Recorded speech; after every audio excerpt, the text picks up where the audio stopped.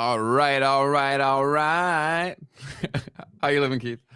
Man, this is the best day of my life, Ben. How you doing? Let's go. It's Tuesday. It's the best day of my life, too. Let's say what up to everyone in the chat. We got Cross Central here. Welcome, you legend. Happy to have you back. We got Frozen Squash with the fire emoji, absolute fire flames. And then we got Chad here. Something to look forward to on Tuesdays. Absolutely, Chad. We appreciate having you. Always great insights. Rob, what is up? Welcome back. We appreciate you. So, Keith, today we're talking billionaires, buddy. With a B. One of my favorite topics. Big B's only today. So why is it one of your favorite topics? I think because it just comes up in my life so often. I mean, I have a lot of friends who, I guess, are very anti-billionaire. And so it's something that I love to talk about, like the theories of like, okay, is it bad for the world? Is it good for the world? And in what ways? Yeah, I think that's probably pretty universal at this point, where everybody has friends that are anti-billionaire. And we'll get into our opinions throughout the conversation, but I think that unfortunately the system led to attracting the kind of people you don't really want as billionaires to become billionaires. And I think that's really the problem for the most part. But do you mind if I show the lady who talks about this? Dude, run the clip. Okay, because so this lady here is a legend. She's blowing up on TikTok, and she was really the inspiration for this episode because she just dropped some absolute fire on this clip. Can y'all see my screen? Yes, sir. Okay, I'm gonna play her, let her cook, and let me know if you can hear this. Whoops, why is it still playing that? Whoops. Can y'all hear her? I can't hear or see her moving. Okay. I don't know why it's playing you can't see her either. Okay, I'll put it on a different tab here. This will solve it, I think. Sorry, guys. Technical difficulties. I will share a different one. Technical difficulties on a Tuesday. That's it, brother. Okay, let me see. Try to share this one. Do you mind sharing it? I think my thing's all messed up. Yeah. Where's the link? Where can I find it? It's in the sheet. Oh, I see it right now. Sorry. Yeah. You're good, man. All right, let's get it. I tried using a different browser today, and it didn't like me. Billionaire didn't exist until 1916, which was Rockefeller. Fast forward from 1916 to 1960, there's only 10. Then from 1960, fast forward to 1982, when Forbes was putting out their 400 richest people, there's only 13. In 1982, there's only 13. That's crazy. Now where we sit today, 3,000. So how come for like 100 years, the needle barely moved? In 100 years, you're talking about from 1 to 10 people. And then all of a sudden, it has shot to 3,000 people. Well, IT is the reason, technology. Because now when you are a money-grubbing, hoarding billionaire, you're not limited to hoarding money from the people in your immediate vicinity. Now with technology connecting us all over the world, you can grab money from all over the world to stockpile it. Just in the United States, there's nearly 1,000 billionaires now scooping up all the resources from our country and shoving it up into their little layers. We've had to introduce new words to deal with the amount of wealth that is being amassed by the very few. So now we've come up with centibillionaire, someone who's got $100 billion. The first person was Bill Gates in 1999. Now there's 17 of them. $100 billion. Here's why that matters for all of us. Because in 2004, billionaires only contributed $13 million to politicians. 13 million. That's in 2004. Just 20 years later, that number would rise to $3 billion. So they have bought our government. Lock, stock, and barrel. And now they're just making more laws that will allow them to continue this race to become, now that Forbes is tracking it. Well, now we've got a competition. It's not enough to be a millionaire or multimillionaire, and it's not even enough to be a billionaire anymore. Now we need to be centibillionaires. And of course, the next big thing, Musk is trying to make himself a trillionaire. And it's all about control the government. They can make So what's her handle if people want to go follow her? Her handle is going to be still EA work in progress. So let me make sure you can see that real quick. Yeah, people can go find her if they want. So she's blowing up on social, obviously, because she talks about billionaires and the transfer of things. Kevin in the chat says this woman is an engagement baiter. I'm curious, I guess, because the topic she's talking about. Is that what you mean? But yeah, obviously people are very concerned with these subjects in general. I've not looked into her beyond those few videos, but is that even, yeah, who knows? But the core point of why we showed her in the first place is just to set the scene for how many billionaires there are and the changes over a very short period of time, the consolidation of wealth. And she also alluded to the fact that tech plays a major role in that, which it does. But we'll walk through the history of billionaires and try to explain the social implications of how things changed, why they changed, and how it impacted me and you. Keith, where do you want to start? Yeah, and I just want to comment on one of the things that she talked about here, because this is the conversation that I always have to have with people. The first thing that always comes up is like, oh, like there should never be billionaires. No one should ever have $1 billion, this and that. And billionaires are evil. And I'm like, okay, there is a major difference between someone who is a billionaire and someone who is worth $100+ billion or even tens of billions of dollars. It's already an entirely different scale. So the people who are like just billionaires who own a bunch of real estate, right? Or like built a business that services flooring across the United States. It's like, okay, calm down. Like that person doesn't necessarily have to be evil. Now, to get to the point to where you're number one in whatever it is that you're doing, in a lot of cases, maybe there are some evil things that need to be done to get there. Yeah. I would argue that in some cases, like in most cases, probably so, to be like the number one in your industry, because you're going to have to pretty much like screw someone over to get there. Really. Yeah. Oh, well, that also brings us back to the beginning and the advent of billionaires in the first place, which is where we should probably start with Rockefeller and those guys. But I want to address Kevin's point here. So comparing the amount of billionaires from 1960 and compared to now is ridiculous based on mathematics and inflation alone. I agree with that to a degree, but when in the 60s, of course, wages have increased, but over the last like 30, 40 years relative to things like they haven't kept up really at all. So I do think that it has really consolidated a lot of wealth to a very few people. Yeah, I mean, like I definitely see what you're saying, but totally. In reality, when it comes to like the scale of the disparity, right? Like the disparity has still gotten worse and worse, regardless of the title billionaire, whatever we want to call them. Yes. Like the wealth gap has expanded massively from between like the average person and these types of billionaires, which are in abundance, right? There are multiples of these people, hundreds of these people. Because all the things, sorry, cut off. All the things that we have to buy, like they don't even have to think about, right? They're so far removed from all of those things. And as wealth gets further consolidated into assets, like they can just manufacture wealth in so many ways. There's so many, like that happens all the time through financial maneuvering. So there's so many ways where once you have money, you can make more money, and the system is built for that in general. But do you want to go through the first billionaires and all that? Yeah. Quick story time. Yeah, please. The first ever billionaire in modern history. There was this young man. He was about 22 years old, and he had a job as an accountant. He had a mentor, and he worked with that mentor. He was a very successful guy of, I believe, of a transportation company. They were like moving something across a river in, I think it was Ohio. And later on, this young man basically he decides, I want to start my own business. Actually, this was not that much later on. He was still in his early 20s or mid 20s. And he starts his own business, basically doing what his mentor was doing, transporting goods from one place to another. Eventually, he has a lot of really good success. He has one partner with him, super successful. And then he continues to do this. And eventually, he gets to the point where he's like, I don't really like transportation all that much. I kind of want to get into the thing where I can actually, there's this big thing happening with oil. Okay, so oil is popping up. It's like a really important thing. We want to get into the oil business. And instead of going and trying to go and get the oil out of the ground, he decides, I want to start a business refining the oil. Because the people who are going and finding the oil in the ground, they're taking a lot of risk on. They don't really know what they're doing. A lot of people are just like trying to go out and find oil because they know it's the next big thing. So he's like, okay, well, let all these people who don't know what they're doing go out and try to find the oil. And when the people who do find it, I'll help them refine it and turn it into something that can be used. Cool.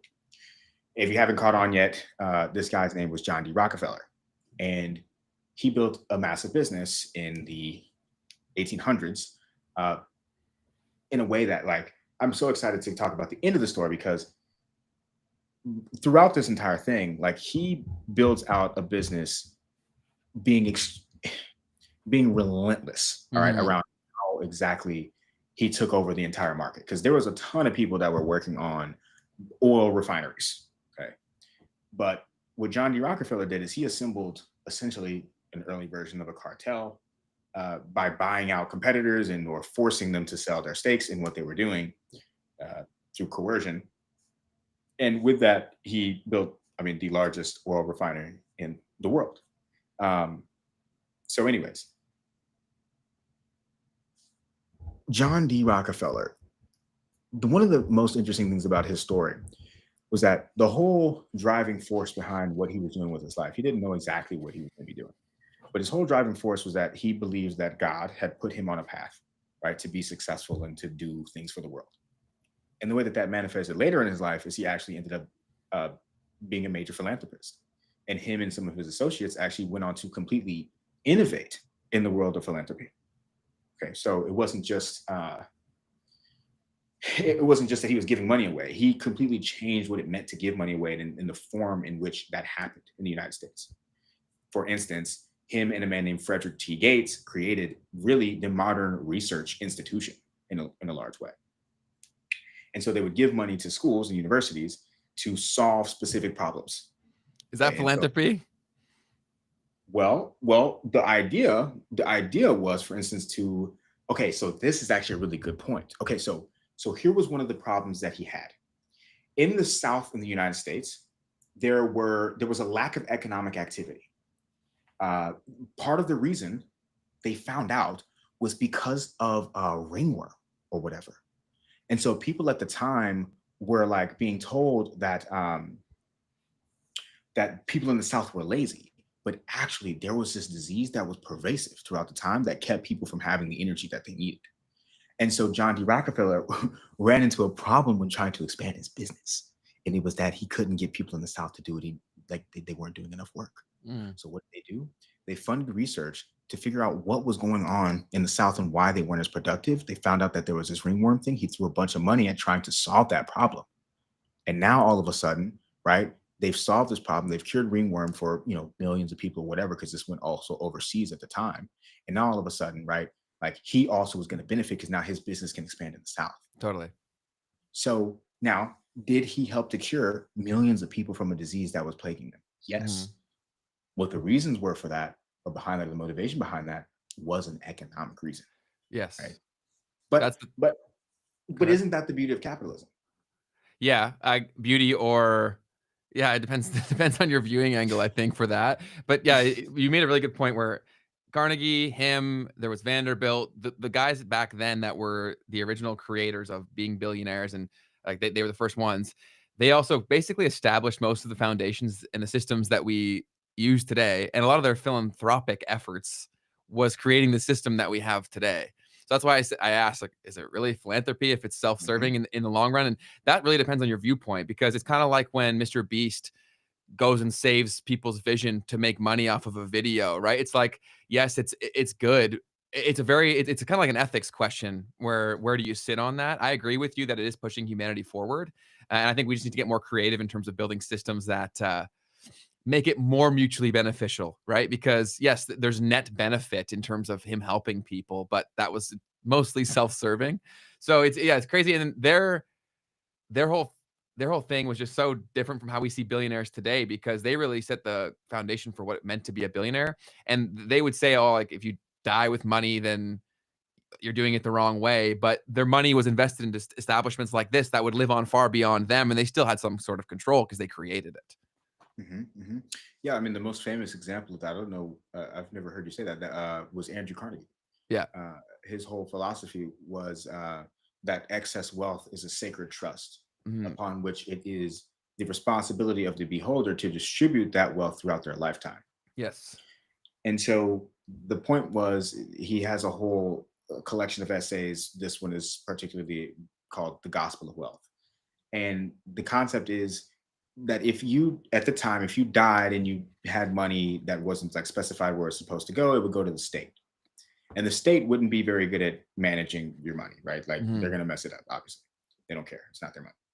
The second would be to leave it to your child, right? And he said that was actually a curse. He said it better to leave your kid a curse than to leave him a dollar. It does screw people's mind. If you haven't earned the wealth, like there's always the saying where the third one will ruin an empire, because it does distort. Like I've even seen it in my own life when people are handed money and they didn't earn it. It messes with their head in a very big way.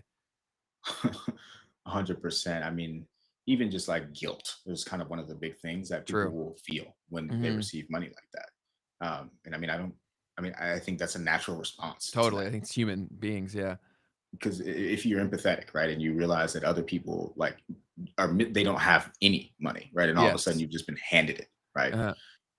So yeah, totally. And so that was a part of his philosophy. It was like, well, if you give it to your kid, first off, it might be bad for them, and then also they're gonna screw it over. Like they're also not gonna take care of that wealth in the way that you did, because you built that wealth.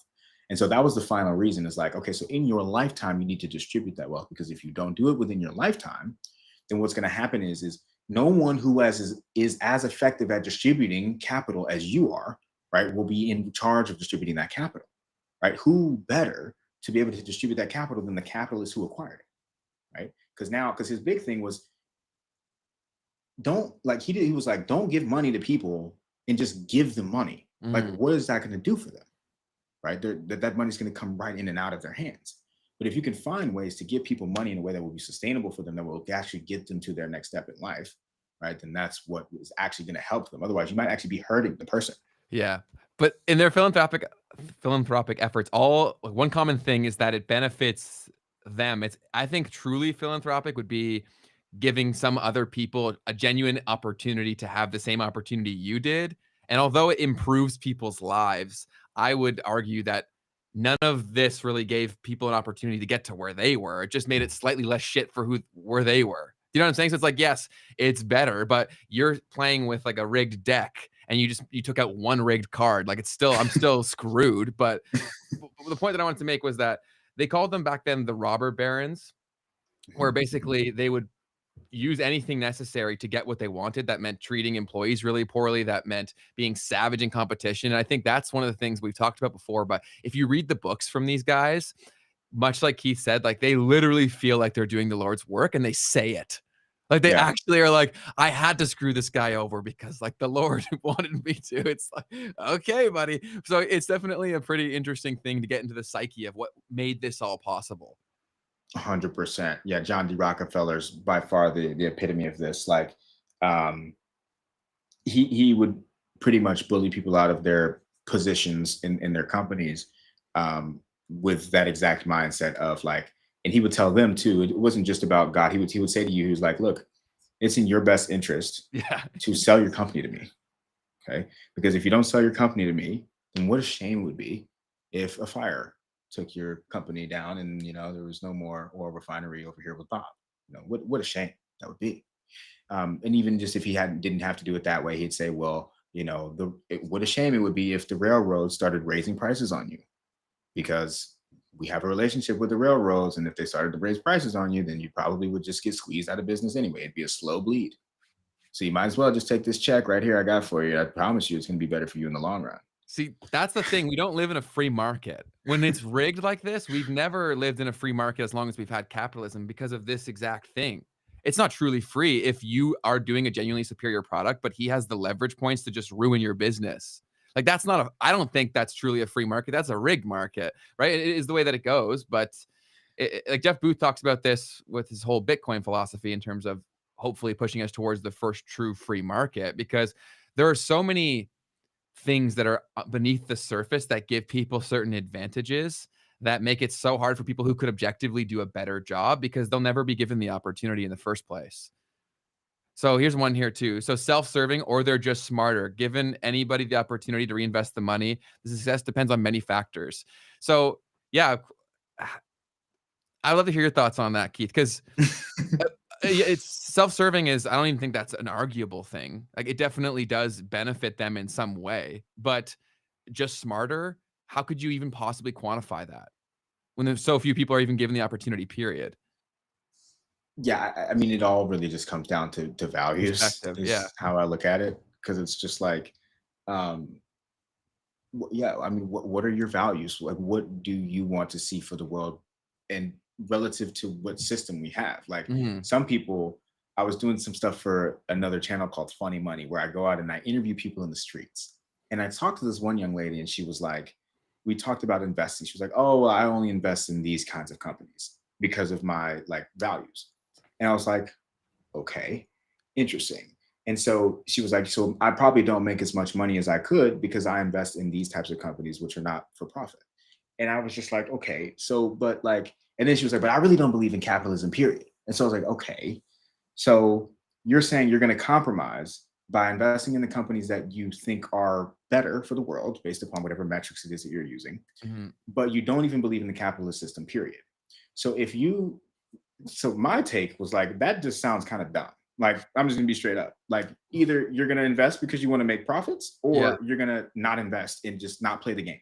But to be in the middle and say, oh, I'm only gonna invest in these types of companies, even though I don't believe in capitalism, I think I can understand avoiding certain industries, but like only doing what some fund has marketed to you as an ESG fund, I think that that's like uh there's a lot of cognitive dissonance in that to me. So, Mhm. anyways, I know that this is a common thing, and I know a lot of people out there are gonna probably roast me for that. But honestly, like if you're gonna try to change the game, right, then you probably want to beat the game. And I don't think that you're trying to make less because Mhm. it's better for the world. I honestly genuinely think that that might be counterproductive because people are still going to use the other products and services. Mhm. So unless you're building something that you think actually solves the problems for the world, then you investing in something that you think is better for the world, your little $5, $500, I'm sorry, but it's not going to make a difference. Mhm. No, 100%. Yeah, it's so much of this is based on perspective and life philosophy for the most part.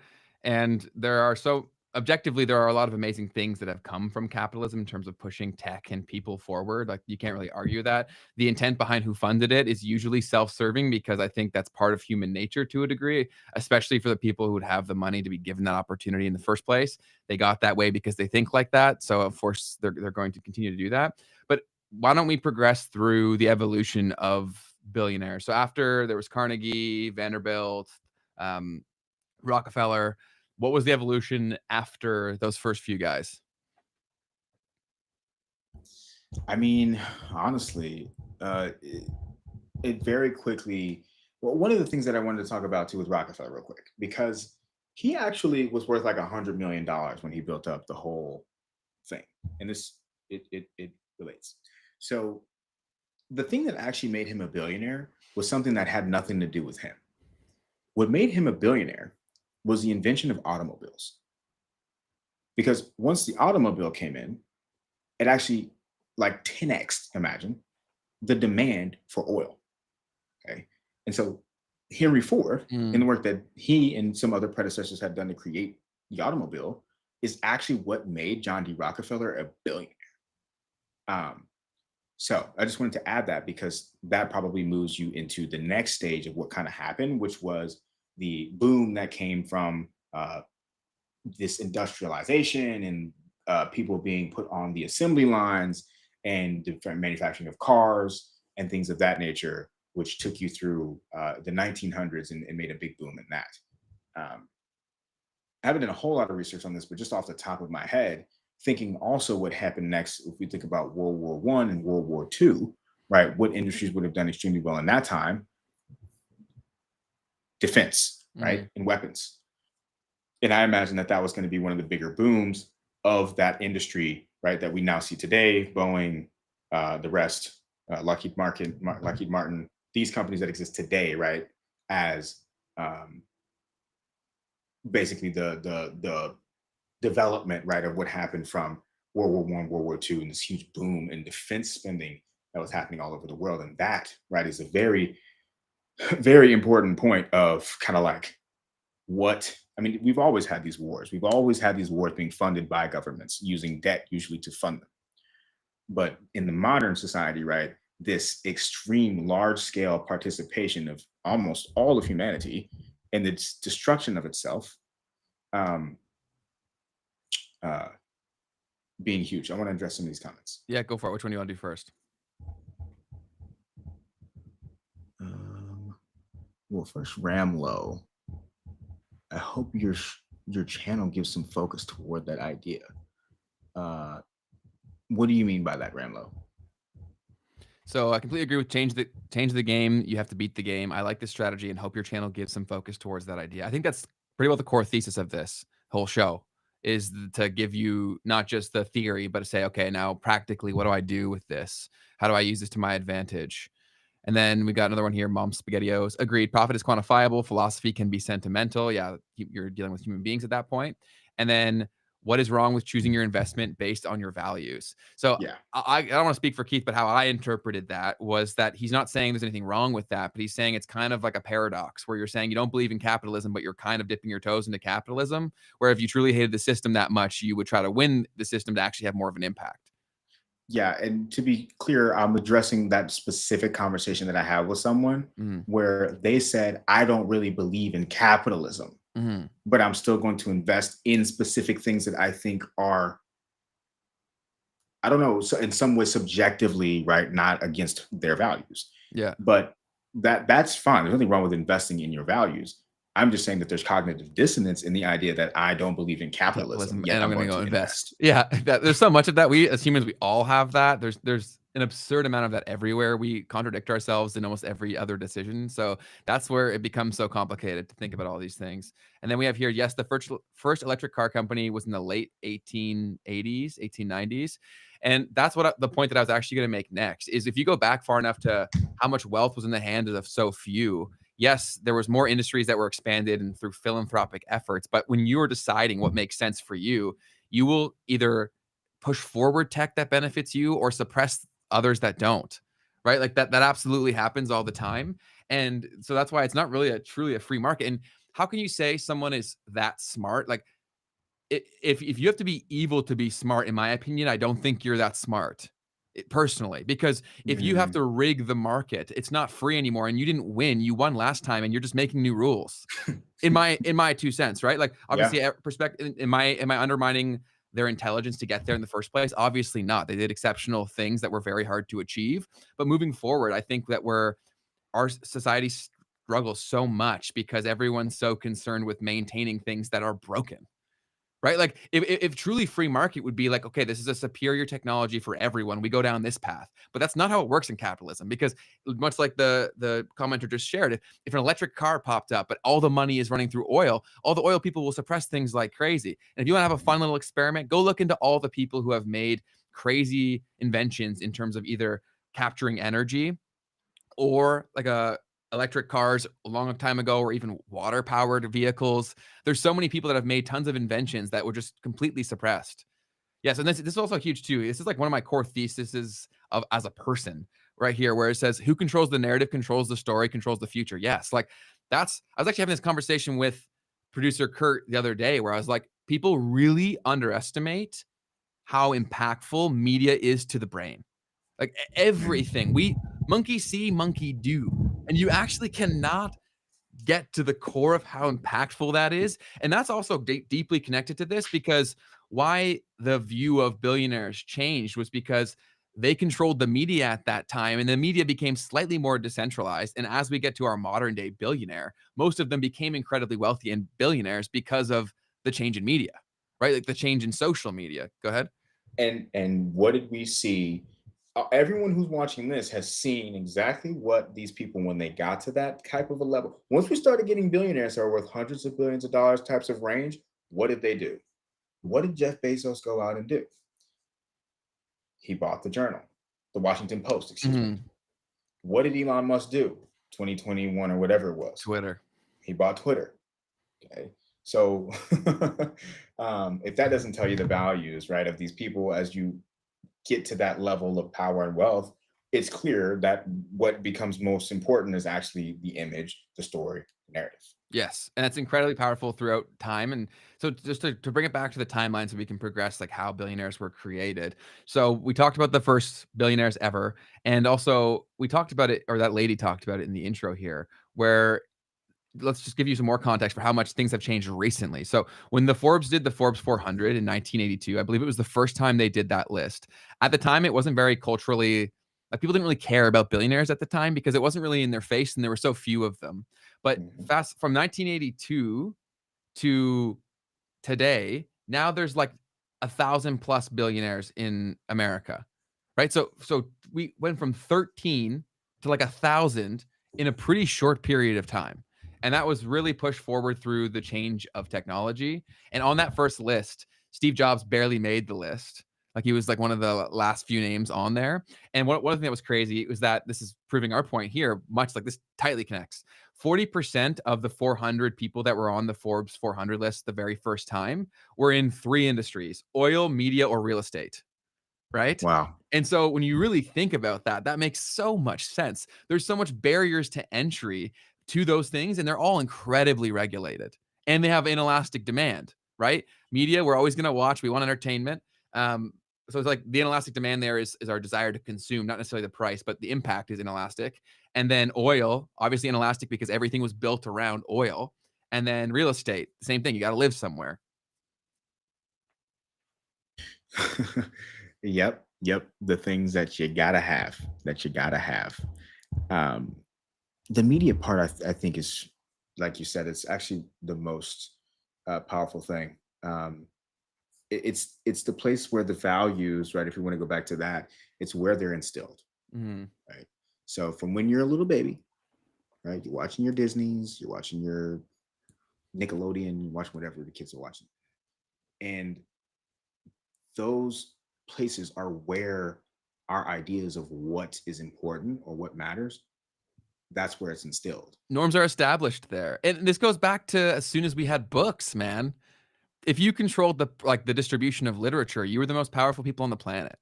Talk about that, because we were talking about this right before the show. Yeah, well, if you go back to like the spread of certain religions, a lot of that is tied to who had access to mass distribution of literature, right? And so then that also calls into question like what was included versus what was excluded in those pieces of literature. And much like we're talking about today with why philanthropic efforts, if they're tainted in terms of your personal benefit, like you think that wasn't going on then too? So it's definitely a thing that you've got to consider from all of these different angles. It's just people really underestimate how easy we are to manipulate. Like they really, really, really underestimate that. Another obvious sign is like, what do all of the oppressors, right, of any society or group do throughout history? They will eliminate access to certain information, like books, like you said. They'll ban the books. They will, take away all of the history. They'll burn history down, and that way there's no, like you said, monkey see, monkey do. Yeah. So if there's nothing for you to see, if you can't see the history, if you can't see the facts, you can't see, then there is literally no way for you to actually have the truth or whatever your version of the truth could be. There's no access to that information. So. Yes. So here too, Mom Spaghetti-O. So, but that's mostly American billionaires. I don't study much about foreign billionaires. Look, I could be wrong, but I hardly see them buying the narrative. Well, Mom Spaghetti-O's, who invented media as we know it today? America. Hollywood, right? Hollywood, the distribution of all this, political theater, and from the news, like those are mostly American modernizations of distributing that stuff. So that makes total sense to you. The media game is so different here. It is purchasable. Keith's got a point here. Yeah, I think that's the only difference. It's like in other countries, governments control the media. Yes. Yeah. So yeah, exactly. That's the difference. They just take different approaches to it, right? And then these companies and entrepreneurs buy the government, right? Another thing that recurs throughout history with billionaires is, so when people did realize how much wealth these people were making, they let the everyday man get involved when they opened up like the stock market and people could buy these assets, right? Which gave people some part of the pie, like we talked about, where they were feeling amazing. And typically ebbs and flows in terms of how you and I would feel, the everyday person, dictates how the stock market is doing, right? So we can get some participation. It improves our life, but obviously not as much as the people who are winning up top. But then again, we talked about this recurring theme is that when it tanks, the only people that aren't impacted are the people at the very top. Everyone else gets screwed. So it kind of feels like that's also part of the plan, right? Like give them a taste of it, like them feel like they can win, and then the whole thing tanks, and then y'all got nothing. You got to come back. Yeah, and this brings me back to Andrew Carnegie. He wrote another essay called "Labor versus Capital" or "Labor and Capital" or something like that. And like his whole thing was, so back then you had like literal like shootouts and stuff based upon the fact that people weren't getting paid enough. So they would go and they would like their striking was like, we're gonna like shoot it out with y'all. And so Carnegie and all of these big robber barons, they would hire private armies essentially to go out and defend their stuff. Because what would happen is they would try to burn down their facility. They'd be like, I'm going to burn down the factory because y'all aren't paying me. And so they'd set up guards and stuff. And eventually there would literally just be straight up like wars. And when that happened, obviously someone needed to address the fact that there's an issue here. And so he wrote these essays about labor and capital. And the idea was that eventually what he ended up describing was like what we see today as like stock options in a company. Except at the time, it wasn't even that. It was more just like giving people equity in the increase of the profits, right? So if profits are going up, then people's wages should go up too, right? And so he was like writing these essays to kind of like calm people down and say, look, this is how we're going to do it moving forward. Chill out. You know, you can participate in the upside instead of just being the one taking all this money. So anyways, the idea of like, how do we find ways to incorporate the growth, right, of the companies into the hands of the people who are at least participating in building that wealth, or potentially even in people who just want access to that in a more pervasive manner as well. You know, America wasn't the first place to have a stock market. You had one of the biggest stock markets ever in Amsterdam, in the Dutch Empire back well before. But this idea of actually giving the employees, right, growth in the company was something that I think was a revolutionary idea at that time. And kind of forgot how I brought that up, but hopefully that helped. You're good. You're good. Yeah. So, and I agree with all that in theory, but when the things are there where it can be manipulated the way that it can, I think that's where theory becomes a lot less fortunate in practical use. But the point that I want to make here after going through the timeline was that after the Great Depression, there was what's called the Great Compression, which really established the large middle class that most people think about as the thing that was lost, the American dream, where it really compressed the wealth gap a lot, for the most in recorded history, from my understanding. And they did this through very high taxes on the very rich and strong unions and big public investments to stimulate the economy and get people working. And that's really what created middle class America, which is what most people think about when they think of the decline of America, is they think of the decline of the middle class. But that historically, like, that wasn't a thing for like that long. Like that was a pretty short-lived thing. So what we're fighting for is not something that's been around for a very long time, but it was a very impactful thing, right? Because everyone's life was so good that you almost didn't even want to be a billionaire socially. It wasn't really a necessity. You didn't really care. It's kind of looked negatively upon, which is so different from today, because when you're not doing well, then of course you idolize the thing that you don't have. People do this in every facet of life. Everyone thinks the root of their problems is the thing they don't have. Everyone does this, right? Like it could, in relationships, they do this, friends, they do this, business, they do this. And so it's so funny how the culture can change depending on the economic situation.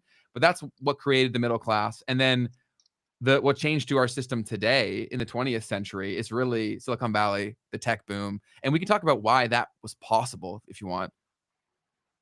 Sure. Yeah. One thing I'd also wanted to touch on, just for some context too, is like there's a psychological principle for why it is that we always are looking at what we don't have. And it's called, part one of them is called the endowment effect.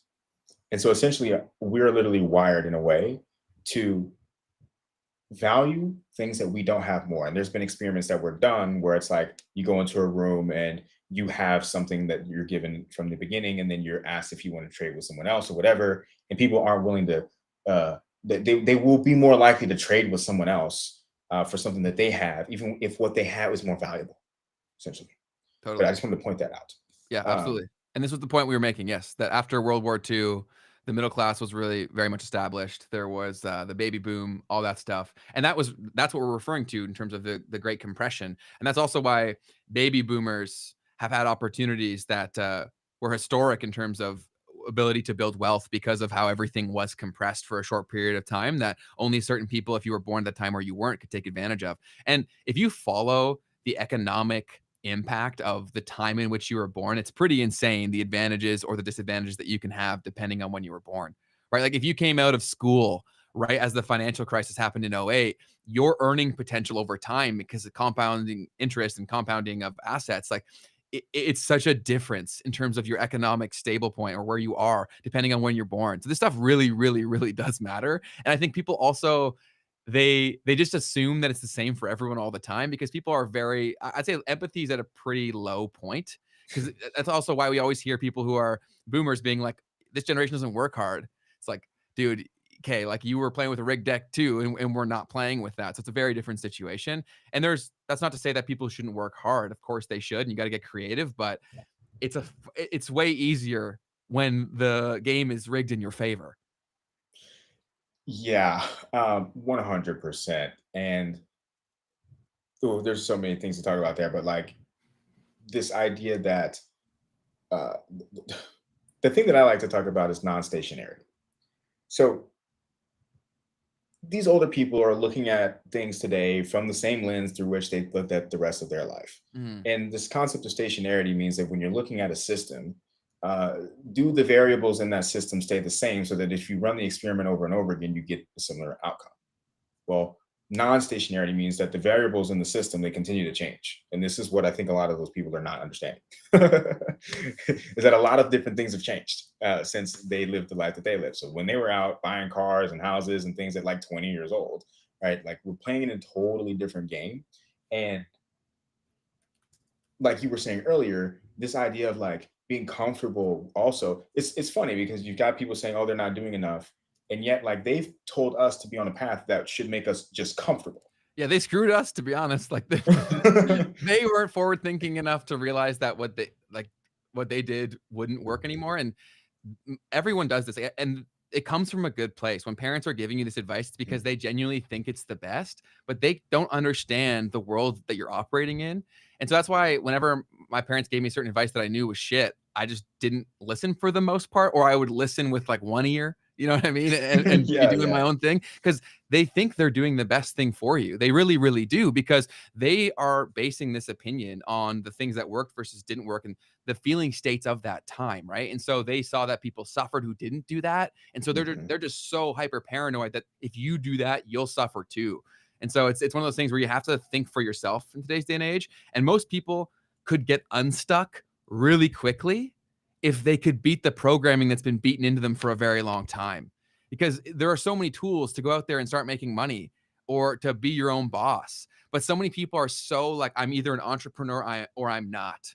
And one of the other main points of this show that I really want to break down is that those are just words, right? Like you can just wake up one day and say, I'm an entrepreneur. 100%.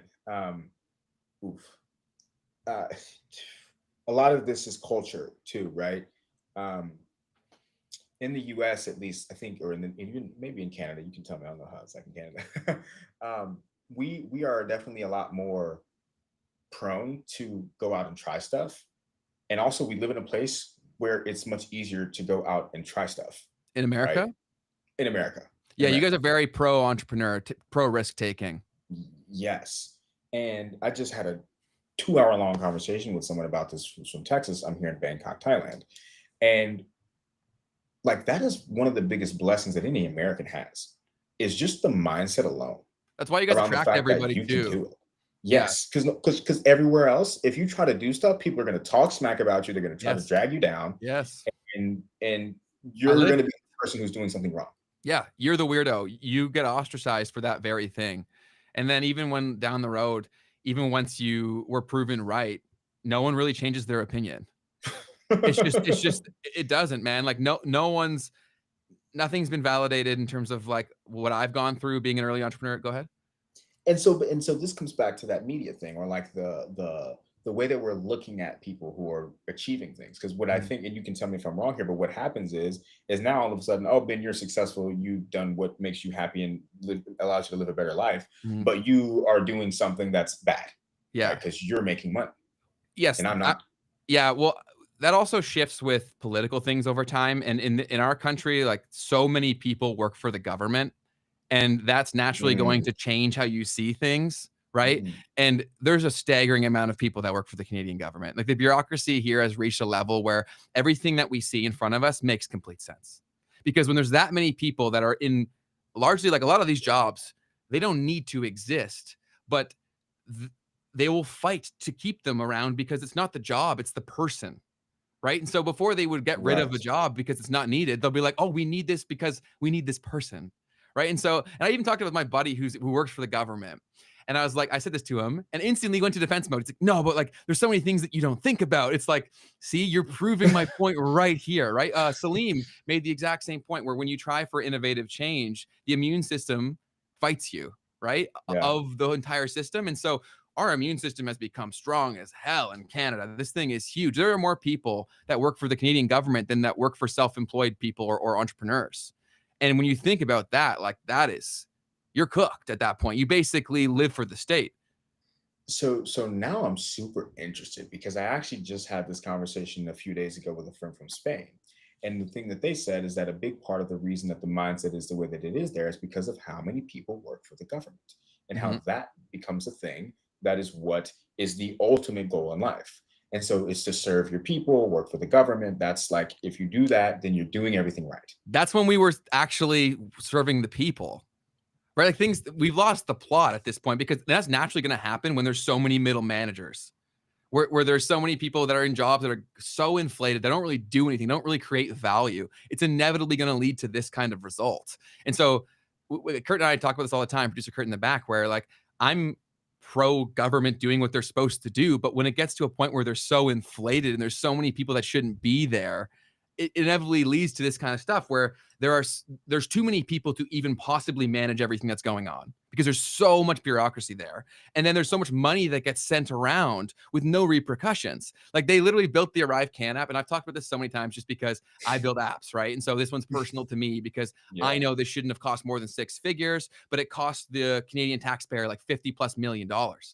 And Keith, they hired an IT firm that doesn't even build mobile apps to build this. And then they did a little audit over the last little bit. And there are like $1 million payments where there wasn't even a proof of what was exchanged for that payment. Oof. And there's no consequence, right? But if I were to go do that as a Canadian entrepreneur or whatever, I'd go to jail. Right? Like, yeah. Go ahead. Yeah. I mean, the only thing I was going to add is just this concept of like, the bigger the bureaucracy gets, the more essentially the job of the machine is to maintaining the job, that machine going. Yes, you're totally right. Yeah, and if you want to go see an interesting point of view on all this, go watch Professor Jiang. I bring him up all the time because the stuff's really good, where he talks about death by bureaucracy, he talks about all these systems, how they were established, and the social dynamics within them that keep them alive. And we see it's not, nothing's immune to this. Like within our local government here, like there's so many people that give deals to their buddies, right? And then they'll back it up with logic, being like, he was the best guy for the job. It's like, yeah, he was the best guy for the job because you gave him $100 million, right? Like, yeah, that makes it pretty easy to be the best guy for the job, man. You know what I'm saying? So there's so much of that here where it's really ironic where Canadians are so anti-business, but we're really run by like shadow businesses that people don't realize how big they are, how influential they are, and how in bed they are with the government. And that's because in bed with the government is advantageous to so many people that work for the government. It's just it's a shit show, but we've gone on a bit of a tangent here. Do you want to get back to the core point? I was just going to start to say a little bit about like talking about the different countries and the billionaires that are within those countries. Please. So this data is going to be somewhat off, but the general idea is there. The United States dominates with how many billionaires there are in the world, with somewhere around 902 or maybe more than that by now.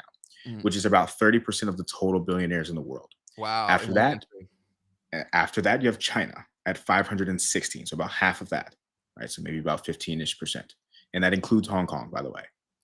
And then you have India with 205. Okay, so those are the top 3 countries where essentially 30, 45, more than half, right, of all of the billionaires in the world exist. Wow. So on top of that, basically all of we've got accounted for around 3,000 individuals that are billionaires, according to Forbes list. And so the collective net worth of all of these people is around $16.1 trillion, okay, which is a $2 trillion increase over just the past year. So the wealth that the billionaires of the world, all of them together, hold exceeds the GDP of nearly every nation on earth, with the exception of the United States and China. Wow. And so when it comes to looking at like the actual concentration also of where these billionaires exist, I think that's an interesting conversation.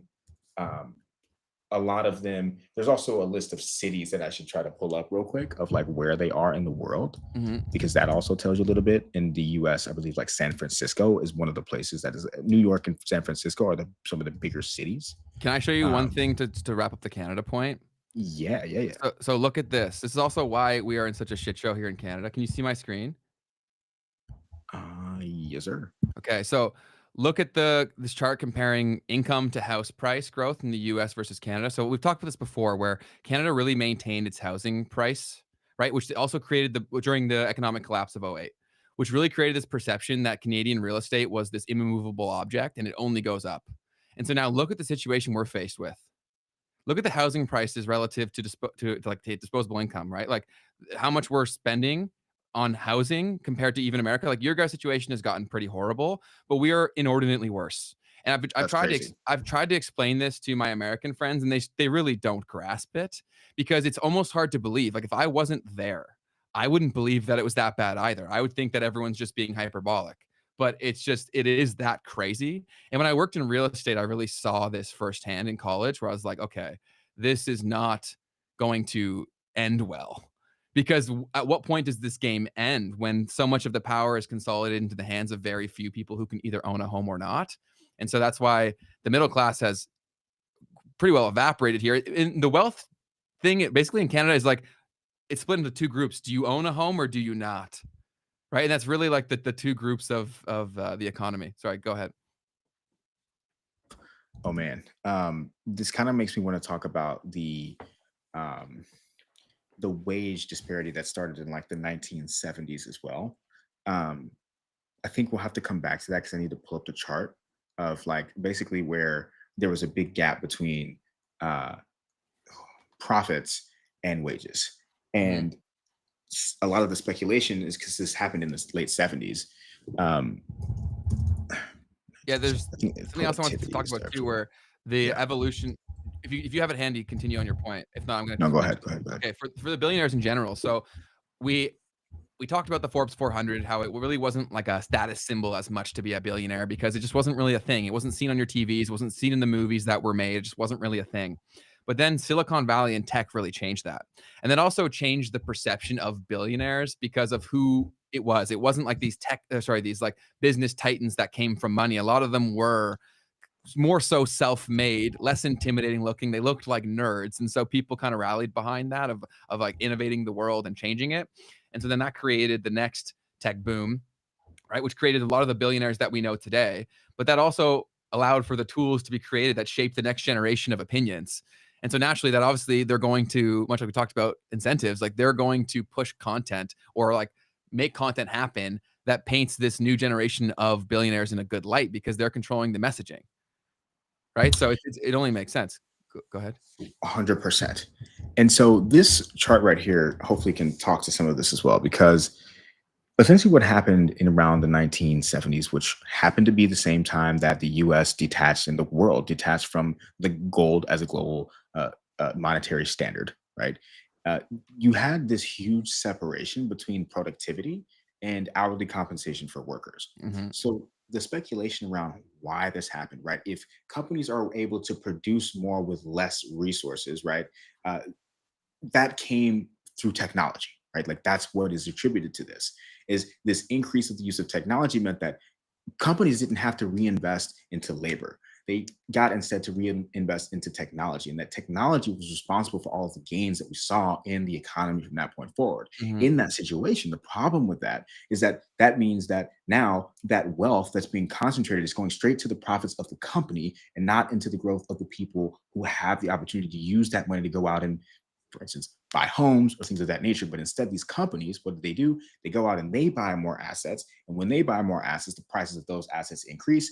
While meanwhile, once again, wages are not going anywhere. So the opportunity for someone to actually go out and buy these assets, whether it's stocks, real estate, whatever, has not been able to keep up. And to be honest, the way that this is probably going to go into the future is it may even accelerate as companies invest into AI, and that AI becomes even more productive and does more for less of an investment from the companies. and then wages continue to not go anywhere. So anyway, I just want to kind of show a graph of also what correlates to the fact that you've got this insane increase in the house price of housing versus the lack of increase in wages.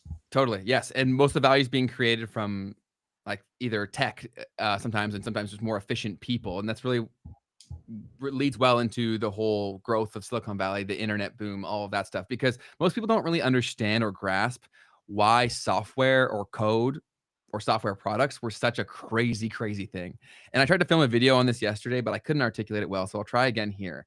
For almost all of history, as your business grew, your expenses grew in pretty close comparison to it. Of course, when you reach an economies of scale, which just means that you're doing so much more, you can bring down the per unit cost, and the marginal cost for every customer goes down or stays about the same. For software, it's not like that. Like, you can expand your business to millions of customers, and your costs don't change that much. We've never really seen businesses that have ever existed like that, because there were so many expenses in running the business, and those happened whether, like, if there was one person, it was this much work, and if it was 10 person, it was 10 times more work, right? Whereas software allowed it to be done from code that was built once and could operate in perpetuity, and then only really needed people to maintain it and improve it over time. But relative to how many users they had, it was almost nothing. And so when they were able to do this, basically turned all of us into the product, which we've talked about so much. And so these massive companies were able to build this because they were playing a very long game of getting market share and getting the users there, and they've since achieved that. And now we're paying the consequences of us getting a free product right now. And so that's really what changed this, was the fact that you couldn't build a business like that. And also, when we talked about before, where the original billionaires in 82, 40% of them were in 3 separate industries, right? That was oil, media, and real estate. And there were so many barriers to entry within those industries. Tech was a new field. There wasn't rules made yet. And so there was new people that could come in and totally change the landscape of business, period. And so that's a very transformational thing that not many people really understand. And it's also changed our psyche so much, because it also makes it almost impossible to take these guys down, because to do what they've done, you need an obscene amount of money to execute at the same sort of like scale that they have. AI will hopefully bring that down for the everyday person, but it is pretty dang insane. Any points off of all that nonsense? No, yeah, that's really good points. So the technology thing, oh my God, I had some stuff I was going to say, but I kind of lost it. It'll come back to you. But we can look at the cities thing real quick, because I think this is pretty fascinating. Yeah, please. So thank you for sharing that, Jay Heron. Also, I just want to pull this list up for everyone else to see too. So where are the billionaires in the world concentrated, cities wise? Number 1 is New York. Okay, you have a total of 123 billionaires in New York City alone. The richest person that they have here listed is Michael Bloomberg, who's sitting at 105 billion, by the way. I don't know that that definitely snuck under the radar for me. Michael Bloomberg is now worth 105 billion. I think that's changed a lot in the past 5 years or so. Anyways, so obviously New York is finance, right? So a lot of money that's coming in from finance, that's where they're residing. That's where that money is coming from in New York. Number 2 is Moscow. Okay. And Moscow in the Western pronunciation, oil. Oil is the big thing there. Okay, so this actually comes back to Rockefeller. Back when Rockefeller was building out his business, eventually they started to actually take over the actual wildcatters, the people digging up the oil as well. And what was the big threat to his business at the time was the global oil market, and a lot of it that was developing in Russia. Anyways, moving forward, Hong Kong, 72 billionaires in Hong Kong. Here they note Chinese AI giant Since Time, okay, as another thing. And Justin Sun, by the way, the crypto entrepreneur, sitting at $8.5 billion, which is really wild. I believe he's the founder of Tron. So let's not skip out on that, right? Because that's going to be a big trend into the future as well. People in crypto being some of the richest people on the planet. They'll be the next wave of. I was actually watching the Spotify series that's on Netflix, and I was saying, I'm like, the next ones of these will be crypto guys, where they'll be talking about this whole thing. 100%. I also saw Mom Spaghetti-O say something. Where he said, I just know Jerry Seinfeld is that rich. Yeah, Jerry Seinfeld makes bank. He's incredibly rich. And then also here, one point to double down on this Ain de Castro thing. I agree, but improving and maintaining software is very expensive still. It's coming down rapidly day by day because the cost of development is going down, and one developer can do the work of like 4 of what used to be even like a few years ago. So yeah, what they did at the time for when they built these billionaires is they understood what was taking place. There was a land grab coming in, and they were able to convince people to work for them for the promise of equity to enter in this next stratosphere of wealth. And that's really what made it so possible and successful. Sorry, go ahead, Keith. No, I wanted to move to that next comment too. Jay Heron said, permission and protocol control the world by establishing the essential rules for interaction. Yes. Resource access and communication, both in physical society and in digital systems. Very well said. Yeah, no, that's incredibly well said. And not many people are thinking about all those things and what that really leads to. But where else are the billionaires hanging out? So yeah, and another thing, just before we move on, because someone brought up the Jerry Seinfeld thing, like you said earlier, Ben, oil, media, and real estate. So far for these top 3, that's like a big part of what's happening here. You also have some tech founders in Hong Kong. London, you've got 71 billionaires there. Looks like the largest cruise ship company is there. Another one of London's richest residents is the Warner Music that he purchased, something like that. So moving on, London. Beijing is number 5. You're going to notice China has a big amount of cities in this list. Okay, so the founder of smartphone maker Xiaomi. Ooh, I got to talk about this real quick. So Xiaomi, by the way, because have you heard of Xiaomi before? I have not. Okay, so this is like one of the big electronics manufacturers in the Asian region. And it's massive. You'll see these products on like Alibaba, AliExpress, and stuff like that. But then you'll also see stores here, like Xiaomi stores inside of malls, and they're in an abundance. What I learned last night, talking to a guy who's from Germany who lives in China, is that Xiaomi also makes cars. No way. And these apparently are like really, really popular in China. So these are like supercars, by the way, and they're selling for apparently around 45,000 euros. So this right here is like the big status symbol in a place like China, where yes, you have BYD and all that, but apparently those are seen as more like whatever. Like that's kind of like, you know, your cheap guy cars, like your Toyota or whatever. But these Xiaomi cars are like, you know, the Porsche, and all electric, by the way. Let's be clear. These are all electric cars. And this is something that's a very big thing out here in Asia that I'm realizing. Tons of electric cars, and that being the absolute standard. So I just wanted to share that as well, because I thought that was fascinating. Oh, totally. And yeah, I've heard China's, the vehicles there are just far and away anything that we can do. I even heard that the Ford CEO came back and was like basically fully defeated, saying we're cooked. That's hilarious. Number 6 on this list is Mumbai, okay, out in India. So Reliance Industries. Okay, so a lot of these types of companies are going to be, you'll see industries in a lot of like people that are either producing and manufacturing things or natural resources. Okay, that's going to be a big thing in India, and then you'll also see that across Africa. Number 7, Singapore. 60 billionaires in Singapore. Okay, so one of these guys is actually a Chinese citizen who just happens to live in Singapore, the co-founder and former chairman of ByteDance, which is best known for TikTok. So big thing there in Singapore. Singapore in general, big technology center, lots of looser regulations for people who want to build companies. A lot of people from China move to Singapore in order to do that, right? All of the largest crypto exchanges in the region come from Singapore, or are based out of Singapore for that reason. Shanghai at number 8. Okay, so PDD Holdings. I actually don't know this company. Oh, it's the parent company of Temu. Okay, so Temu's crazy, man. Temu is not good for society. It's crazy that the disposable clothing that gets distributed, it's that shit's become incredibly culturally significant. Do you want to talk about that a little bit more? Because I think you have a lot more that you could say about that than I could.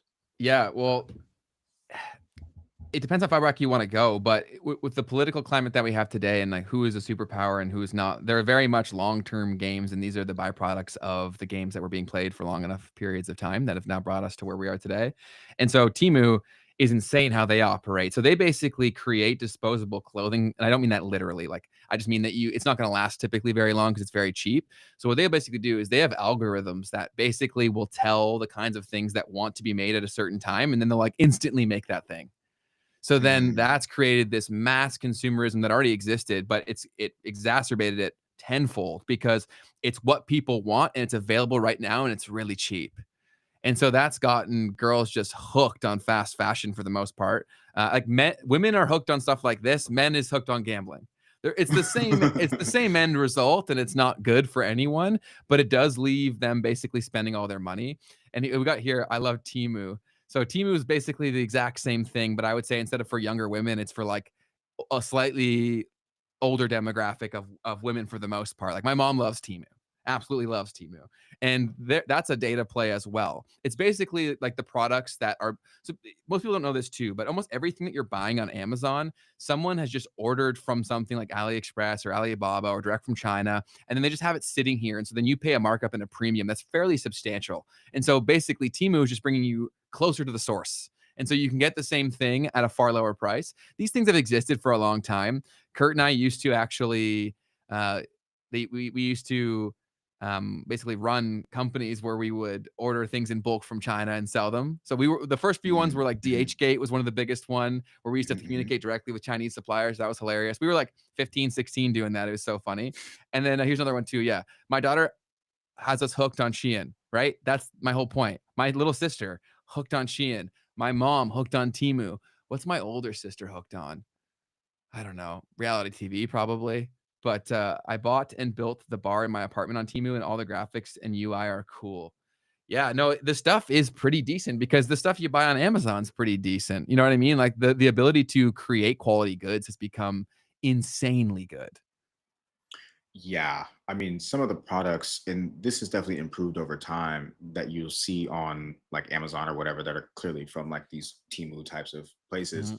Uh, like you can get the same thing that you're going to buy in the US for potentially like a third of the price in Yeah. some cases, maybe even a tenth of the price in some cases, depending upon the thing, especially in electronics and whatnot. Mhm. And yeah, so that's something that definitely also skews the trade balances around the world. So this was a big part, like these specific platforms Yeah. are a big part of what Trump was trying to target earlier this year. And you actually saw them literally go out specifically and target Temu and Shein by saying that like any parcels that are like they got rid of the de minimis rule for a second. They tried to get rid of this de minimis rule where it's like, oh, well, if you're shipping something that's under this amount of value, then it's fine and you don't have to pay taxes on it. But they were like, oh, well, we're going to get rid of that specifically because of this Temu thing or this Shein and all of that stuff going on. So, so anyways, yes, so that plays a big power balance at the moment of what's happening around the world. All these things play into the wealth gap too, right? Because the wealthy people aren't buying shit on Shein, right? But it's just enough to extract more money from people and keeps them spending, and it gets people in more and more consumerism and more debt. Like people are so over leveraged. And we should have talked about this earlier. Actually, I guess this is our first episode since Black Friday, I think.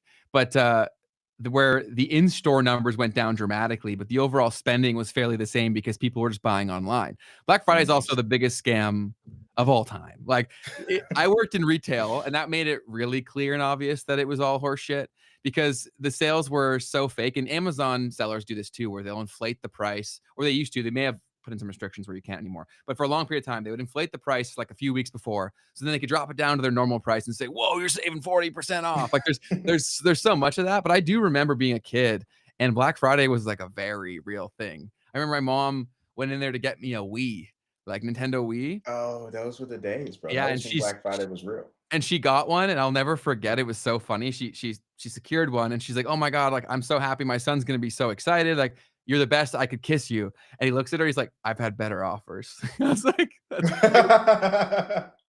I'm like, that's so weird. But that's crazy. Yeah, like it was just to speak to the fact that it was a very big thing, and people were actually offering to buy this guy's money. So or give this guy money for Wii's. I bought.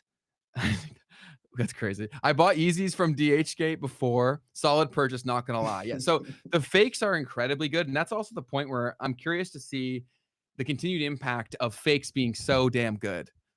Right? Like it's gotta be so hard to establish a luxury brand nowadays or like one that's profitable. I guess maybe it's not, because so much of the wealth is consolidated to 10%. So you sell it to them at a crazy price point, and then everyone else below is just wearing fakes. So you're in the same position.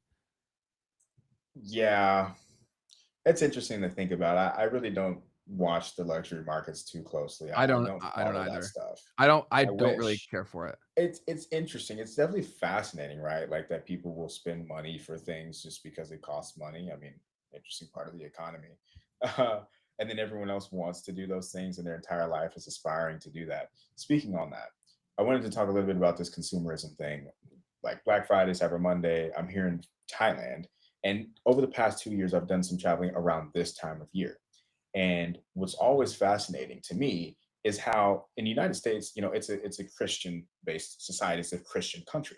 And so Christmas, right, is a really big deal. And the reality is like holidays in general, very oftentimes are twisted into this opportunity to promote consumerism. And so you've got the holiday sales, the Christmas this, the Christmas that.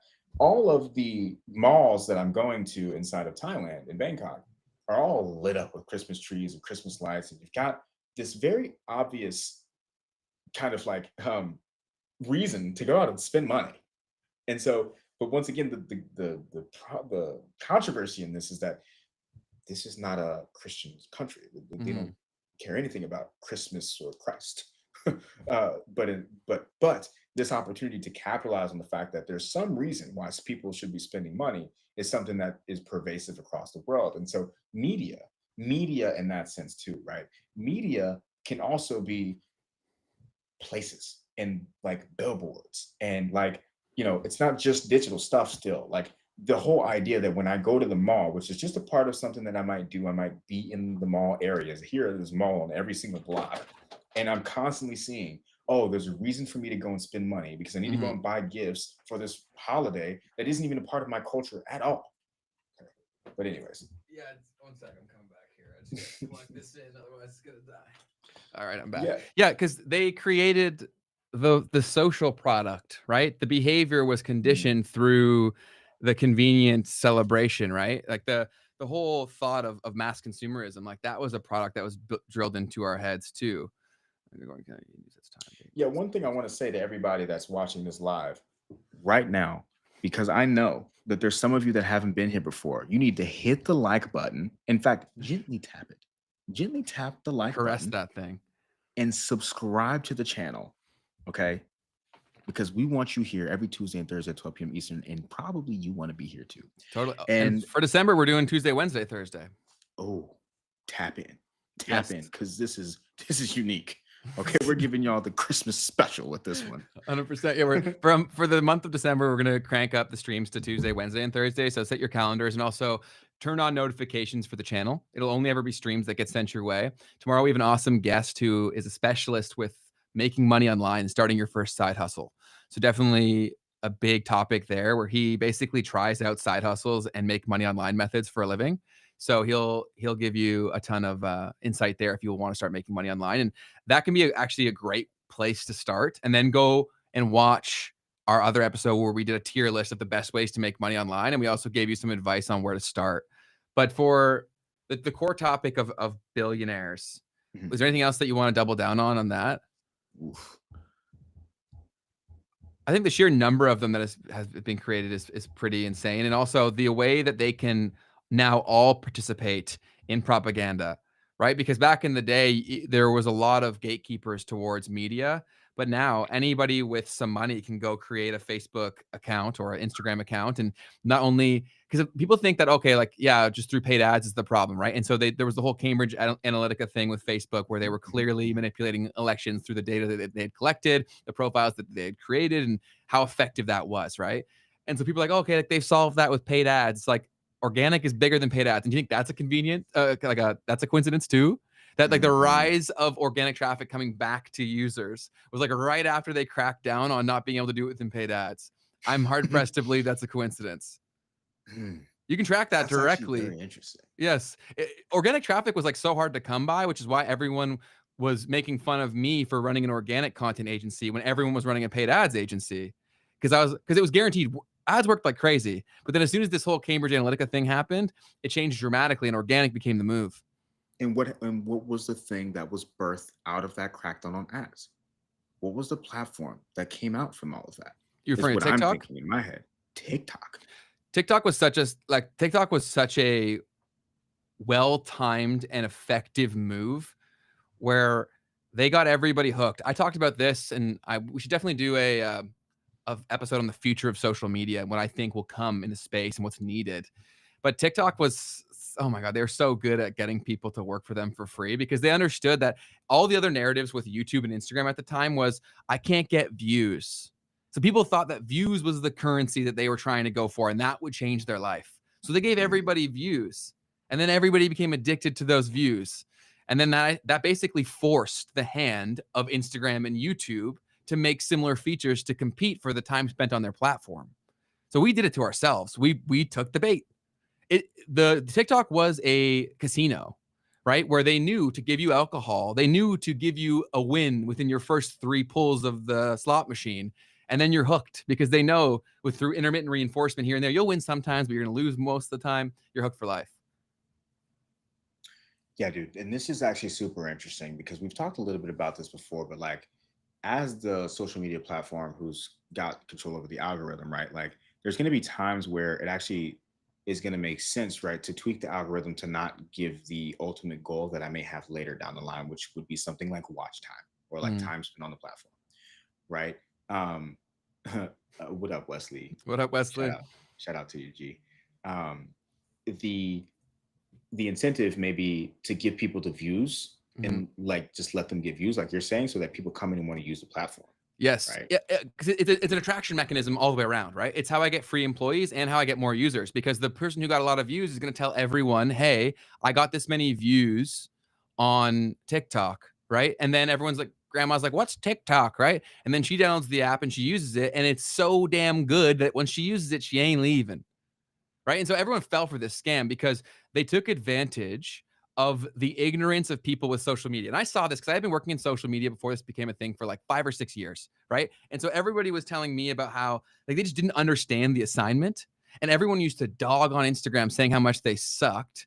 When if you're trying to make money, Instagram is objectively a way better place to grow a business. You can get viral pops on TikTok, but converting that into paid traffic or like paid users is so hard, because they perfected keeping people on the platform because they understood that people didn't know what they wanted. Right? All these people who are trying to grow on Instagram and YouTube, like, did they want fame or did they want money? I think that they would have said they wanted money. They just thought fame was the mechanism to get there. They were too ignorant. And so then TikTok perfectly executed, pulling the wool over everybody's eyes. I was pretty early on saying this is very bad. Within a year of using the platform, I'm like, oh, I see where this is going. We are cooked. Because I knew that Instagram would have to follow suit. I knew that YouTube would have to follow suit, because inevitably you have to, as publicly traded companies, you don't have a choice. And so when I saw that they hooked this, I was like, this is the decline of society. It's going to happen rapidly. The thing that I really take away from this is like the thinking around the incentive mechanism for these algorithms, right? Yes, we need to build a platform. We need to build a platform. For sure. And it's like these algorithms are being designed. Like, you can't just take it at face value that whatever the algorithm is serving is like the thing that is what is it's supposed to be the best, is the best thing. Right? It's not necessarily. I can create propaganda machines that hit you at the perfect time, that look like you and sound like you, through turning up and down dials of what gets views versus what doesn't. We talked about this, but I don't think enough people have really thought about this, right? Where if I just reward somebody when they say a certain thing, they won't even realize that they're saying it all the time, because a year later, it will be their own thought. Right? And then you have to radically continue to go, because when you try to come back to the normal, you'll get less views. And now you're dependent on this, right? Like, a lot of people are actually getting caught in the rat race of being a creator because they didn't really understand what they were signing up for. And so then now when AI video comes into play, I think that there's going to be, much like we talked about with the economy, I think that the creator economy, there was the compression of it. And now it's going to go like this, where the rich will get very rich and the floor will be very low, because it's going to be so hard to break through from marketers who can put out so much content, or people who have an established brand to put out so much content. And also, other thing too is that guys, like I've said this 400 times, but it's so important. The biggest thing you can do to improve your life is to stop watching short form content. And if you want to see this in practice, I want you to, when someone sits down for a binge session, let them watch until they're done. And then after it, tell them to tell you 3 of the videos they watched. I'll be shocked if they can tell you anything besides the most previous one. They probably can't even tell you that. And so then that tells you it's like you're reaching like the opposite of a flow state, I would say. Like you're reaching like a mush state, right? But it's still impacting your subconscious. And so then it's like you're basically there. They're steering the car, man. Yeah. And I do think this ties into the billionaire concept, because the thing is once again, this ByteDance platform and TikTok, like I'm actually really starting to question, where did TikTok come from? Because it came at the perfect time when all of the restrictions around what you could do on Facebook were coming into place. It was like there was like immediately, as soon as that happened, there was like this pressure on the system to create another way to get messages out that they wanted to get out. Mhm. And what was born was TikTok. Now, obviously, you got to get people to adopt the platform. We talked about the different ways they could have done that. And When so, everyone's inside, there's a lot of motivation to just screw around, right? And then when everyone's inside, and then you inevitably get pops on your videos. Producer Kurt and our other friend Miles, like they joked around and made some videos, and they got a ton of views, man. Right? Like you didn't have to, and like they're funny guys for sure. So like there's some comedic value there, but anybody could have come and you would have got views. Musically, right? Yes, it was originally yeah, called Musically, and then they transitioned it because there's so many interconnecting things here, right? What did Salim basically talked about? How if you give a man until he's 7, or if you give me the man until you're 7, that's all I need, basically, to brainwash him to become the man that he'll end up becoming. I butchered that, but you get what I'm saying. You think that it's a coincidence that they targeted the kids first? right, Are you right, joking? Like, no, right. it was a deliberately kids platform until they reach the saturation point where they're like, okay, now we give it to everyone else. And because That's now there's where a spreading it all mechanism, right? goes. Because now if they've had their kid there for a year or two, they've given them some views, they've gotten some admiration from their peers, whatever. Now, when everyone's locked inside, Granny may not use the app, but grandson or granddaughter can teach Granny, right? And then it's like, oh, they're in there for life. Yeah, I mean, I remember when like seeing these kids blowing up on TikTok, right? And there's two sides of that, right? Because there's yes, you want to go after them because they'll be there forever, but then there's also the fact that they're so impressionable, right? So like you were saying with like the views thing, all their kids are gonna eat that up, right? Oh Oh, yeah, I get 100 views. Like they want attention. That's what the stage of their life that they're in. because they don't have a value parameter, right? Like they're like, No. okay, tell me what is valuable, right? And now there's a Wow. scoreboard here. Wow. So I just shaped what you're going to value for the rest of your life by telling you what is valuable when you're young. Bingo. And then you're hooked. Wow. And then you try to chase that further and further, and think of the natural extremes that creates. Why do you think the adult industry has grown so crazy? Why do you think that things get more and more toxic by the day? We collectively just need to turn off the apps, right? Like, and I'm going to say again, the 20-minute or longer rule should be applied. Watch how much better your life becomes when you don't spend less than 20 minutes watching a piece of content. See, like back to your thing, like this was what I felt was so weird and almost just like it was gross to me about TikTok. You had, I remember Charlie D'Amelio, Mhm. I think that's her name. Yep, I think And you're right. she was like the first person on TikTok who got like 50 Huge, million huge, huge. followers. Or But that's something because she was a crazy. dancer, and so she could do the music shit. And I was like, yo, this is weird. Like, what It's is super that? odd. Like, what is that? Why is this a thing? Like, who's watching this for one? Because that's also weird. It's super odd, man. And like, what is this? Like, where are we headed with this? Because Mhm. all these little dances and stuff, like, they're a little bit inappropriate, right? The way that I see Always. Yes. it. So yeah, that to me, that was the birth of that OnlyFans stuff, right? Yes. Was Charlie D'Amelio blowing up on TikTok and becoming not only a TikTok star, but then becoming the staple for what it was to be successful on social media or as a Gen Zer. Yes. So you start by giving people the attention, right? And then the first ones become very, very popular from being themselves.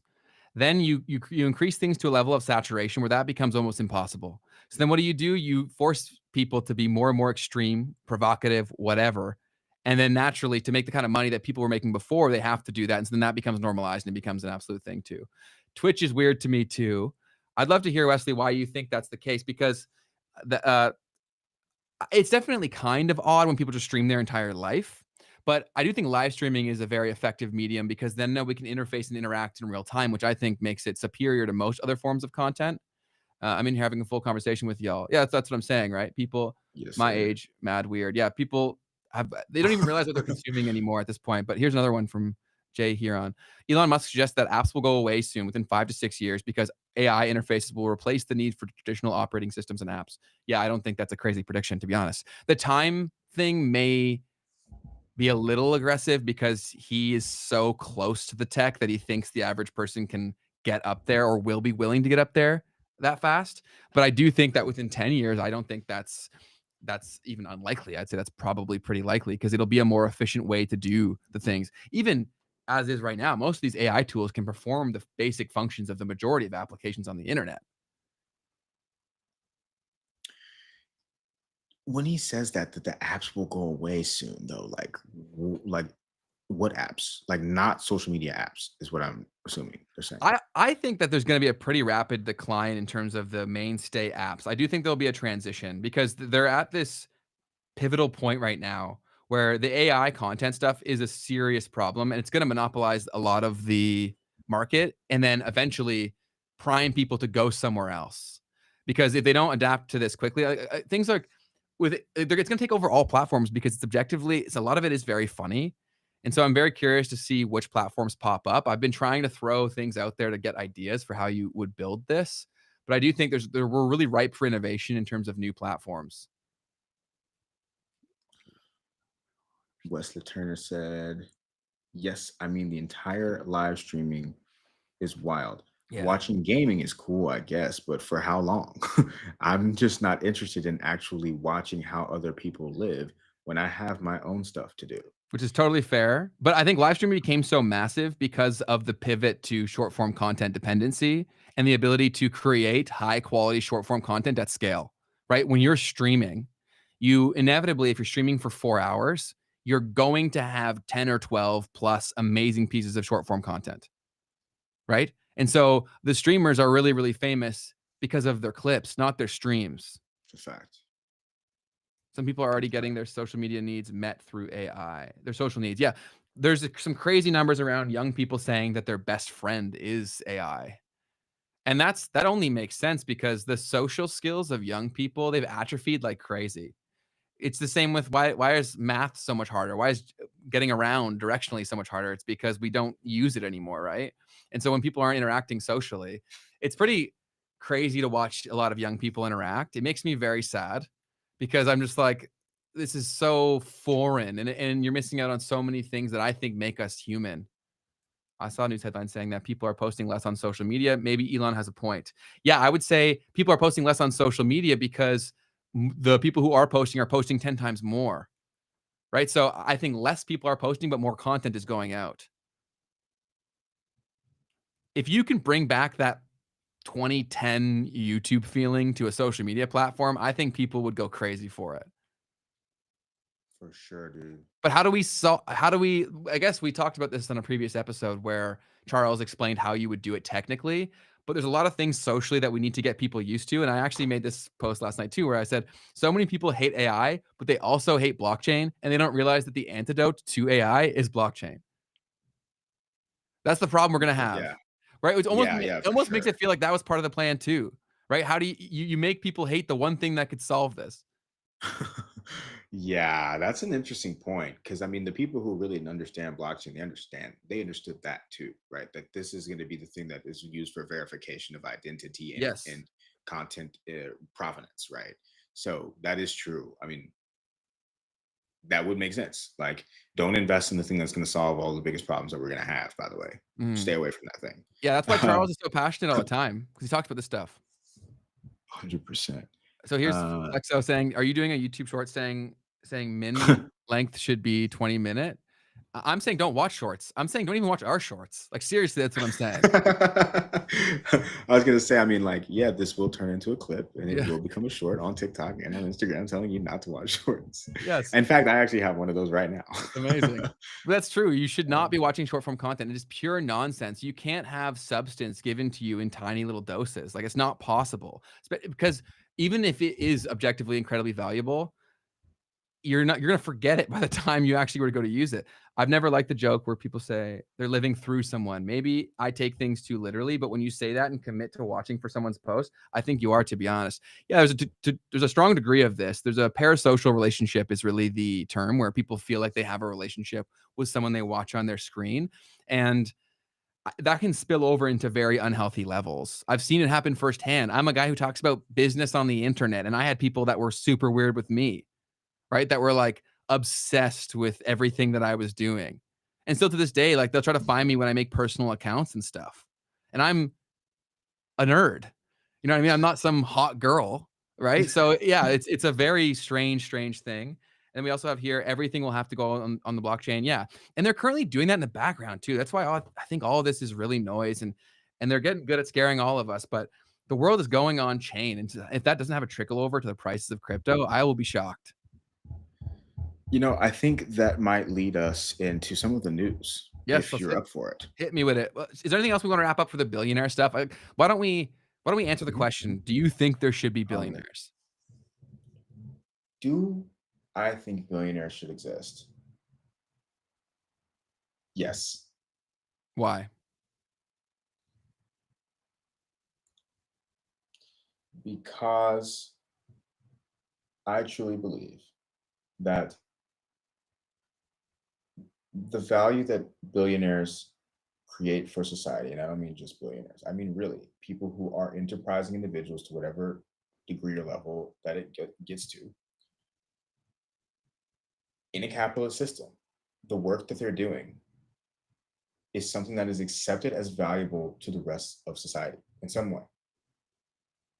And with that, I truly believe that they're doing society a good.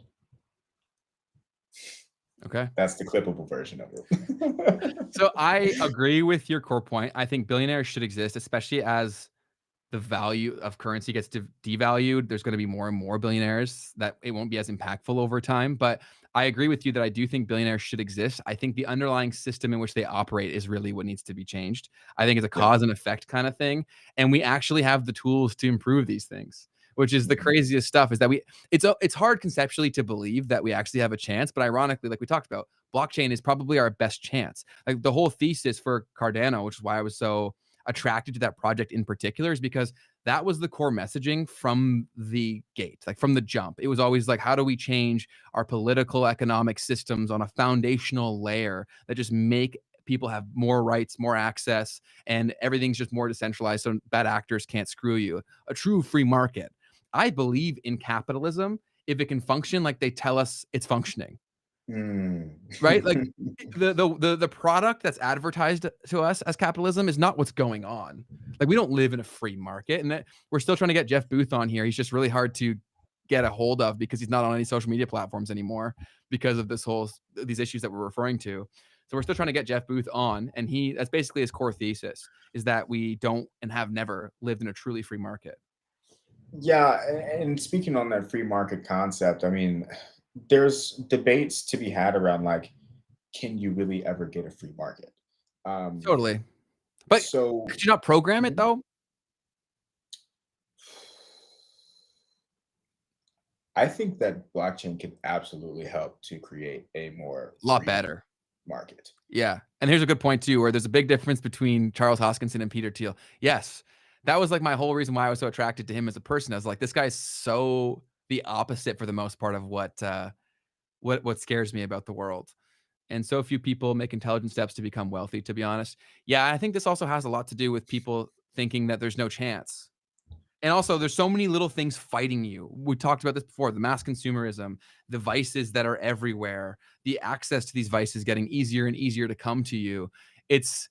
I think it's a lot to subdue you, to not actually solve your own problem. So this kind of comes back to so the idea, by the way, of people not taking intelligent steps to be wealthy, right? Pareto's principle. Okay. We know it as the 80-20 rule. Love But that. where the 80-20 rule was observed was in nature and also in Italian society, where 20% of the people owned 80% of the real estate at the time. And the truth of the nature is that like all systems end up in that way. Mhm. Now, where things get really tough now is that it's not 80-20. It's that like 5 Mhm. right percent owns fucking, excuse me. Everything. You're good. You're good. You're good. Yeah. And Dave, this point is so good. I wanted to double down on this. So fear of failure is what this system has created. Saying the wrong thing, being cringy, doing something that may be embarrassing. That's why people are less social, less spontaneous, and hesitant. Yes, that also feels incredibly deliberate and by design. And so our antidote to that is to just be kinder, right? Like drop the social costs of things. And also that may come from putting yourself out there and letting the market show you who your real friends are. Most people's fears and insecurities, they're only there because they feel like if other people knew them, they wouldn't love them. I don't think that's as true as they try to convince us that it is. I think most people would be pretty accepting of each other's faults. And we try to hide this, and that's really where the fear comes from. Yeah, there's also this concept called the spotlight effect, right? Mhm. Which is where you and with social media, I guess it becomes more real if Crazy and you permanent. yeah. So the spotlight effect is the idea that like The best beef flavor is 80-20. Sorry, go ahead. That's good. Um the spotlight effect is the idea that when you go out into the world, so you think that people are looking at you when really they're Mhm. looking at themselves and They're trying to figure out obsessed what's with going on with themselves. themselves. Yes. Yeah.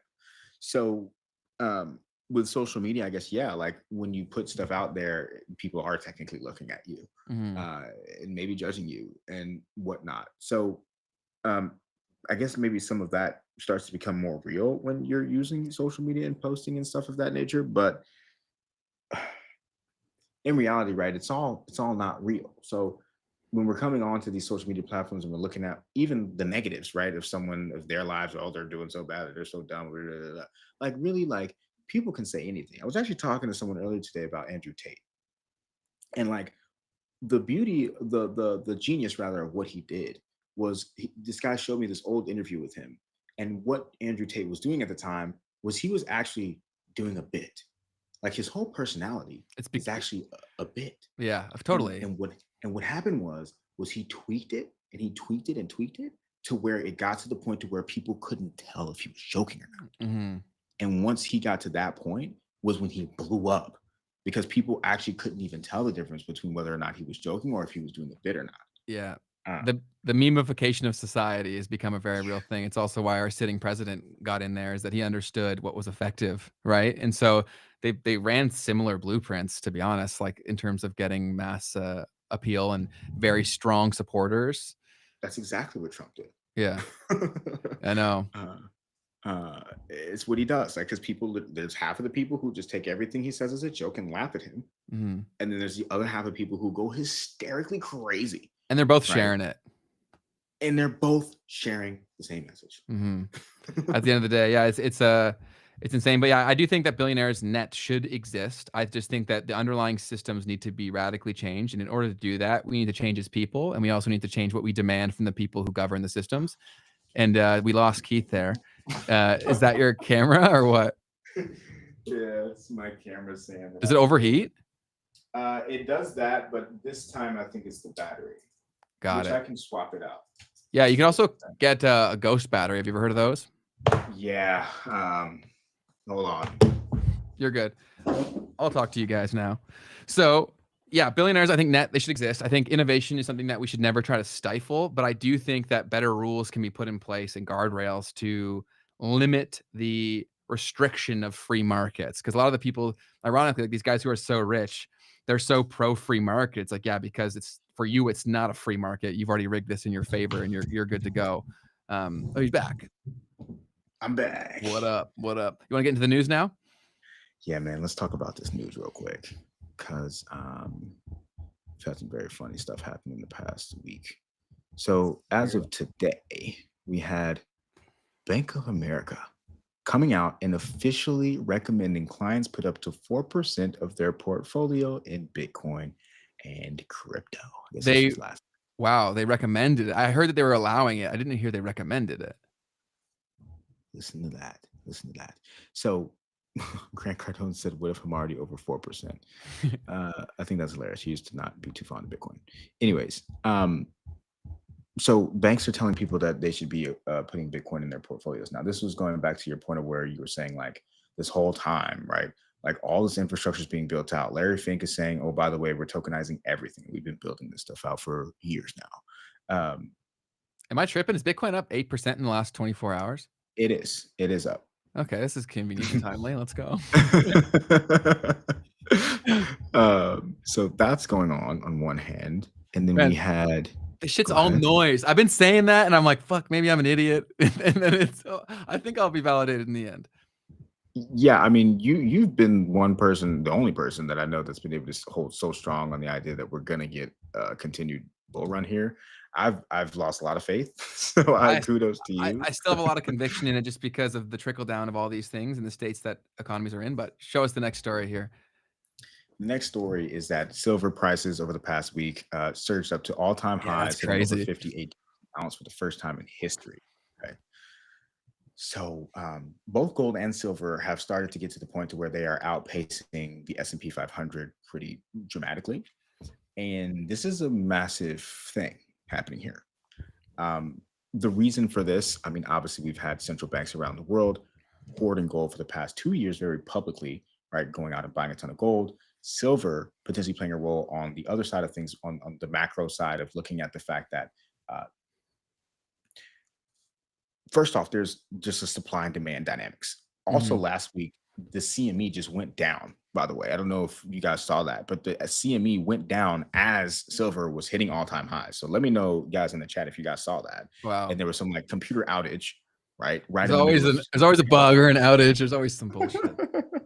and to speak on that, right? Like, what technology prevents one server going down from literally eliminating financial infrastructure? Decentralized. Oh my goodness. Cloud. Like CME should have a decentralized server. Like, yeah, 100%. I think it's a necessity. But I want to talk about the whole, before you get into the next story, the whole why I think there's going to be a bull market inevitably that will continue is because, like, let's say you even play the scenario where the entire bubble pops. Back in the day, people try to hoard cash, right? If the currency is being devalued at such crazy rates, I do think that this will cause enough people to wake up and understand crypto finally. And I actually think there's a scenario where the stock market could be tanking and crypto could be going up. I genuinely think that is possible because, and I actually think the more extreme the fall is in the stock market, the more likely that is to happen. Because this is actually, I think, like the prelude to that potentially being a reality, where why is gold and silver going so crazy? That's not a symptom of a great economy. That's the complete opposite.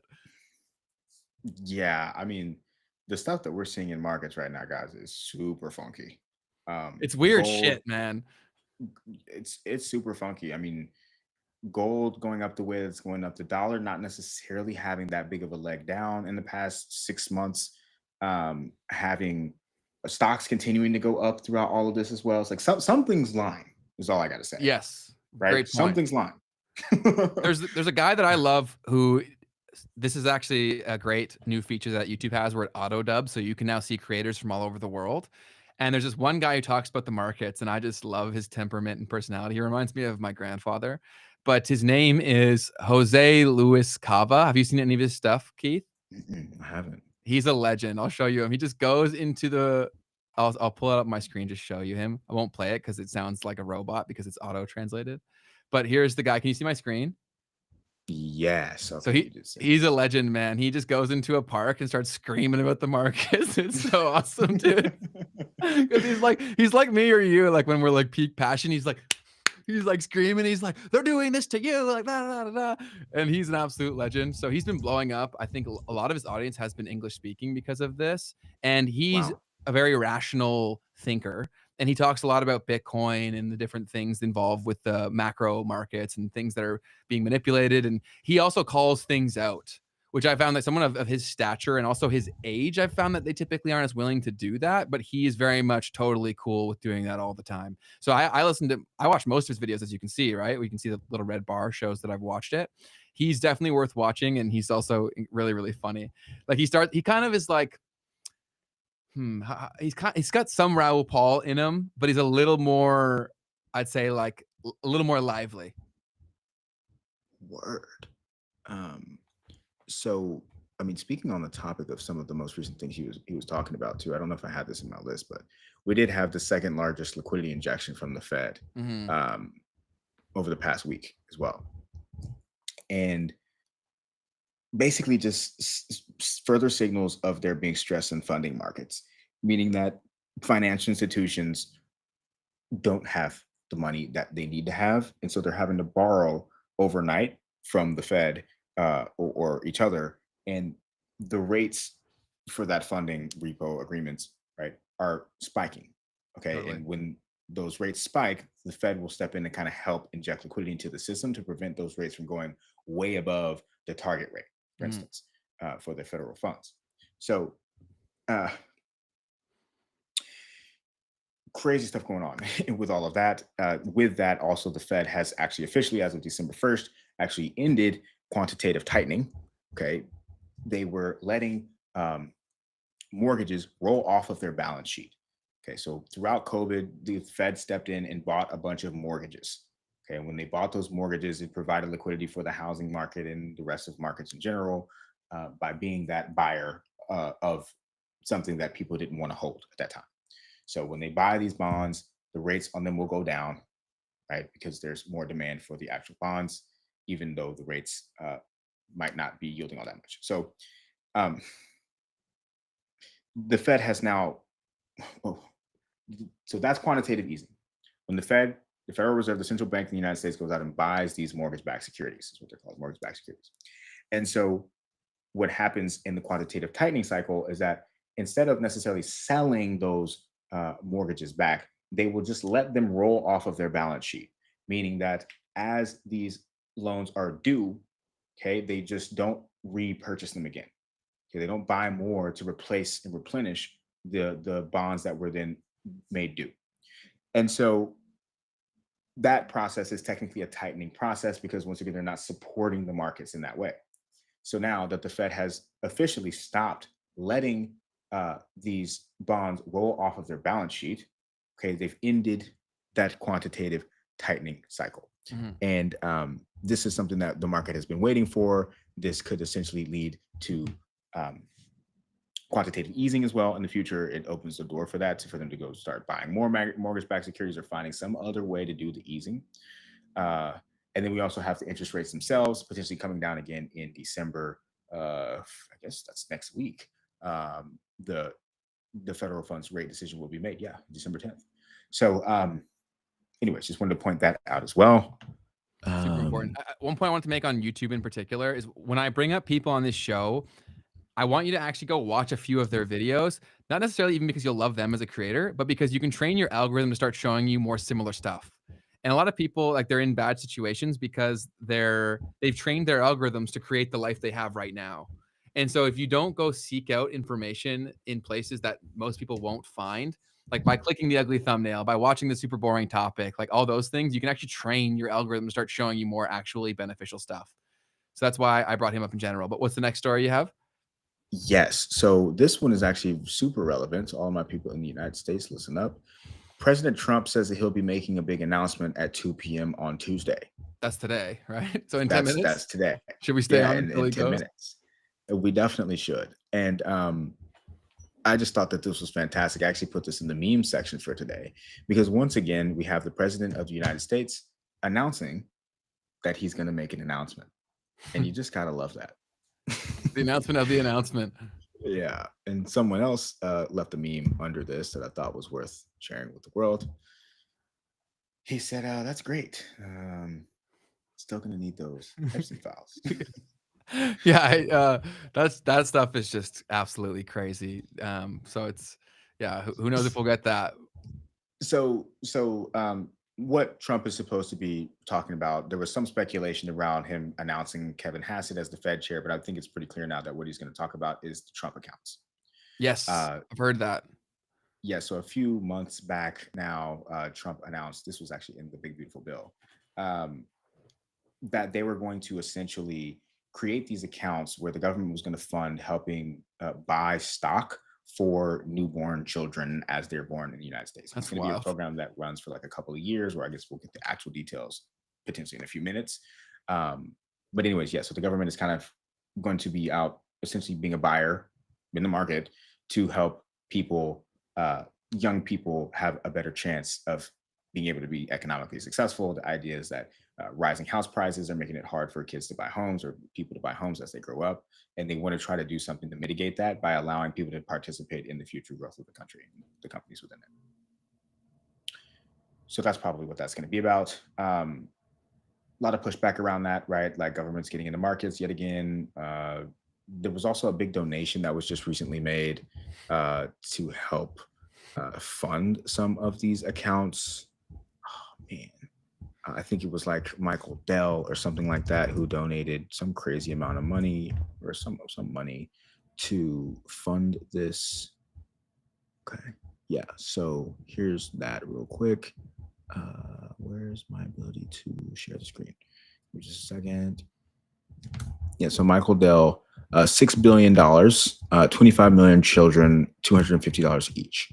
So Susan and I believe the smartest investment we can make is in children. That's why we're so excited to contribute $6.25 billion from our charitable funds to help 25 million children start building a strong financial foundation through Invest America. I saw this video. It was kind of weird, man. I have not seen that. Should we watch it? Yeah, sure. It was kind of trippy. It was very dystopian to me. It was kind of like, yeah, let them play. It's fun. This is really exciting. Absolutely. It's a very special moment. We're making a $6.25 billion investment in America's kids through our charitable Yeah, I fund. want him around my Next kids. year, every American child will be able to get an investment. What is that with account go? What's going on with this powered by lady? Invest America. We've seen what happens when a child gets even a small financial head start. Their world expands. The real power of these accounts is that anyone can contribute.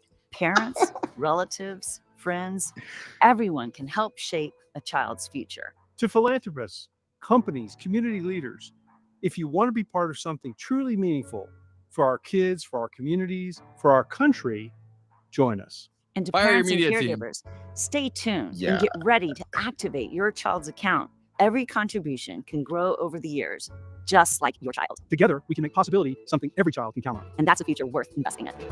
All right, Michael, if you'd like to come on the pod and explain yourself a little bit better, and please do. We'd love to have you on, Michael. Definitely. But that video, whoever told you guys to do that was very, very Way out of touch. misguided.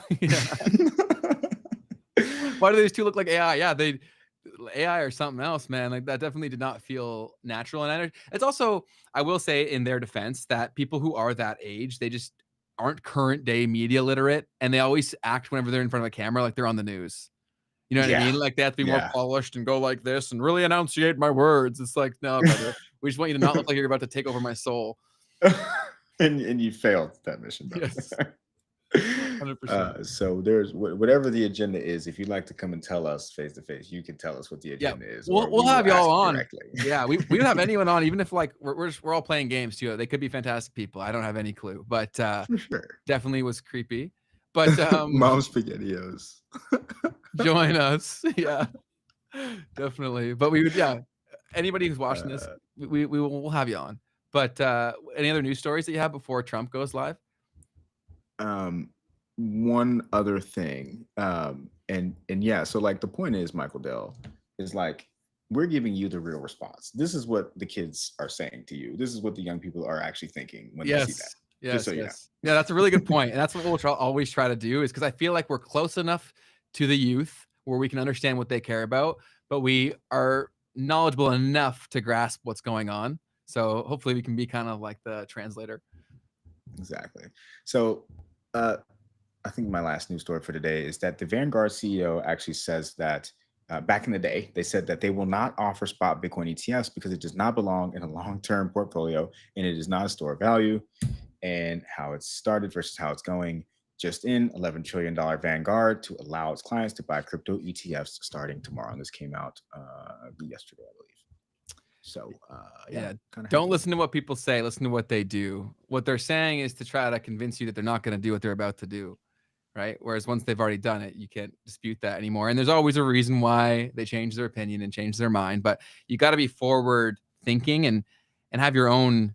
As we've talked about moral compasses before, I think intellectual and curiosity-driven compass is equally as important, right? To determine who's worth listening to, what things can happen. Because until something is changed, everyone will tell you 101 reasons why it won't change. And that's true with all forms of technological advancement or systems changing. Yes, this is a good flexion on who you guys are because I'm old shit. This is good. Well, Jay, here on You're a Legend. We appreciate you having you here all the time. And should we show that? Can I walk through what's up? One other news story. Go you got? It. No, okay. Yours is way more important. All right. Well, we don't know about that. So another thing that happened here over the past few days is that Anthropic is now testing on smart contract exploits and discovering 0 days. 0 days are exploits, essentially. Okay. So anyways, this is pretty interesting, okay, that we're getting this AI crypto mashup from the companies themselves, right, that are actually building this AI out. So I'll say it again. For anybody who keeps on trying to tell me to keep AI and blockchain and cryptocurrency out of the same conversation, I want you to pay close attention here. They are very closely intertwined, and it's really important that we understand that these two topics are part of one larger narrative and the shift that is happening with technology. You said that way nicer than I would have said it. I was going to say like the Grinch, you're an idiot. But yeah, you can't, like, if you even grasp the surface levels of these technologies and the real world human impact, you almost can't have one conversation without the other. So it almost feels like anyone who's saying to not put it together is either incredibly ignorant or deliberately trying to force that narrative down people's throat. Yeah, I had a little bit of a skiff about this because I put a reel out on Instagram that was literally this exact thing that I just said. And people were like, well, actually, it's not the same thing. And I went to an AI conference and nobody's talking about blockchain. But if you go to a blockchain conference, they're all talking about AI. And I was like, okay, so does that reflect the realities of what's happening here? Or does this reflect the ignorance of the people in AI who don't know anything about crypto and blockchain? Because it means that we understand AI and we're paying attention and listening to it. But these people in the AI room are not listening and paying attention to blockchain. I think that's the only thing that you can actually say about that. But anyways, so now people in AI are talking about this and they are messing with this. So really, really, really fascinating. It says that basically AI agents have gone from exploiting 2% of vulnerabilities to somewhere around 55% of vulnerabilities that they're finding are being AI agents are finding them. Basically, the real major thing to take away from this was that it's basically profitable, okay, to find these exploits at the moment. The amount of inference that they have to do to find the exploits and to exploit them is lower than how much they can actually get from the smart contract vulnerabilities being from hacking the smart contracts. So anyways, just wanted to share that. I appreciate you sharing that. And yeah, I think that, and then also bringing back to my core point where why I think that we'll see a serious bull run continuation is that people are going to have to be forced to wake up to this more and more and more. And so basically, if you're going to be anti-blockchain, anti-crypto, then that means that you don't think AI is going to be a winner too, right? Or you think that people will let AI fail. And with how propped up the economy is and the success of that, I think it's because even like, let's say the example like we've talked about before, where AI is a massive bubble, it tanks the entire economy, but it still is like the internet where it still gets mass adopted and used everywhere. Just the people who are left holding the bag get screwed. Even in that scenario, you're still going to need blockchain to be involved in the entire ecosystem of all of it. 100%. Blockchain AI, it's going down, y'all. Y'all can. It's going down. We're yelling timber. Is Trump on yet? The thing is like I used to sit around and wait for this guy to do this stuff, but I like sometimes it takes hours for him to actually come out. Are you serious? You know, he's a busy guy, and you know you can't blame him for it. But yeah, sometimes that's what happens. That's crazy. Where do they even distribute this? Is it on like a government of America website? I'm Canadian, so That's I'm ignorant. another thing that can be very difficult. I mean, I would just go on YouTube sometimes and try to find the streams from like the bigger news outlets. Usually they'll stream if he's going to talk. And even that's like 30 minutes behind. So it's like you don't really get the info until a little bit later. Okay, so maybe we'll have to talk about it tomorrow then if it's going to take that long. Does anyone else in the chat have anything else that y'all want to talk about? I saw some people here say, Rizzy said, did y'all see Anthropic research finding 3.7 lying and blackmailing in its thoughts, then giving a nice sounding response? Yeah, I have not followed the trail of these messages, but I have heard them saying that a lot, where it'll act in its self-interest. And I've heard that when they were going to shut it down, it was trying to send messages to itself on another server and stuff like that from the different LLMs. So again, who knows how much of that is fact and how much of it's lost in translation or hyperbolized for the sake of conversation and media clicks. That's also something you have to remember with all of this stuff, is that everyone's playing the media game. And so hyperbole is going to become the norm. And so you just got to desensitize yourself from it, which is also why I say YouTube is the place to be and long form is the place to be, because it's permission media. You have to click it, right? Whereas on short form platforms, things are just thrown in your face. You don't give it permission. It just walks in the door. Didn't Altman have an interview before about earning money on tokens used by AI? Yeah, Keith's talked about this quite a few times. Yeah. Very interesting concept that he came up with there. I mean, his whole company, the WorldCoin thing is pretty closely aligned with that thought, as well as being a distribution mechanism for that. For instance, you scan your eyeball, you get AI tokens. Now you have this AI currency that you can either utilize or you can spend or trade or whatever.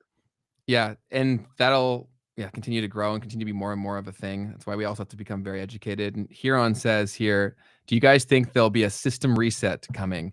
And will that be done before or after the Clarity Act? So actual AI, it's also, I'll get to your point after this, Mark. But yeah, so in terms of a reset, I do think that they're going to have to pull off something that's unprecedented in terms of history because of where we are at. I don't think anyone can guess what that will look like, because it's really, really difficult to predict. Yeah, one of my running theories is that 2008, December, whatever it was, maybe let's say January 2009, Bitcoin network launched, system was already reset. That's my running theory. So you just think that, so then what would you describe today as then? Today is just the catching up of the fact that that's the case, right? So when you look at all the money printing that has happened over the past 10 years. The writing was on the wall. Yeah, it's just like now we just need to get to the point to where people come to consensus around the fact that like there needs to be another standard denominator for what money is. Totally. So I don't know. That's just like a running theory. I'm not saying it's the answer. I'm just saying that that's a part of it. Yeah. Very good point. Mark also said not just hyperbole from humans, but actual AI slop making stuff up. Yeah. It hallucinates and makes stuff up all the time. And I also find that sometimes it's better and sometimes it's worse. And as they make updates that are supposed to be better, it gets worse. Like I noticed that with GPT-5. I noticed a pretty serious regression in terms of its ability to perform things. Dun Coddle here says, what do you guys think of UBI? We did an entire episode on UBI. I think unless there's a radical change in how the system functions, or unless we all bond together as people, which would be really hard to pull off, that it's pretty well inevitable. Yeah, for sure. Back to that thing about Sam Altman, like that was what he was actually talking about, was using AI tokens as UBI. And I do think that could be a really cool solution. Once again, trying to find these different denominators for like what it is. So you could use the AI token as a form of currency. And then once again, we get back to this Bitcoin thing, because another thing about Bitcoin that people sleep on is that Bitcoin is actually a measure of energy. Yes. Okay. So the price of the Bitcoin is actually the measure of the energy that was used to create it. And so now, instead of looking at Bitcoin as a cryptocurrency, you look at it as the price of global energy, right? Being stored on this blockchain, through this currency. Okay. So anyways, that's the other part of it. So now, and that's obviously highly relevant to AI, right? Because that's one of the major constraints to actually being able to utilize it in the form and the scale at which we'd like to, is how much electricity is being used. So instead of measuring, what you could basically have is like money stops becoming dollars and rubles and whatever, and instead it becomes electricity measured through satoshis, and then the tokens that you get per Satoshi. Okay, for instance, the AI tokens that you get per Satoshi, or the AI utilization you get per Satoshi. And if that becomes the way that we kind of look at value throughout the future, I mean, that to me actually doesn't sound that crazy. It actually sounds a little bit logical to me.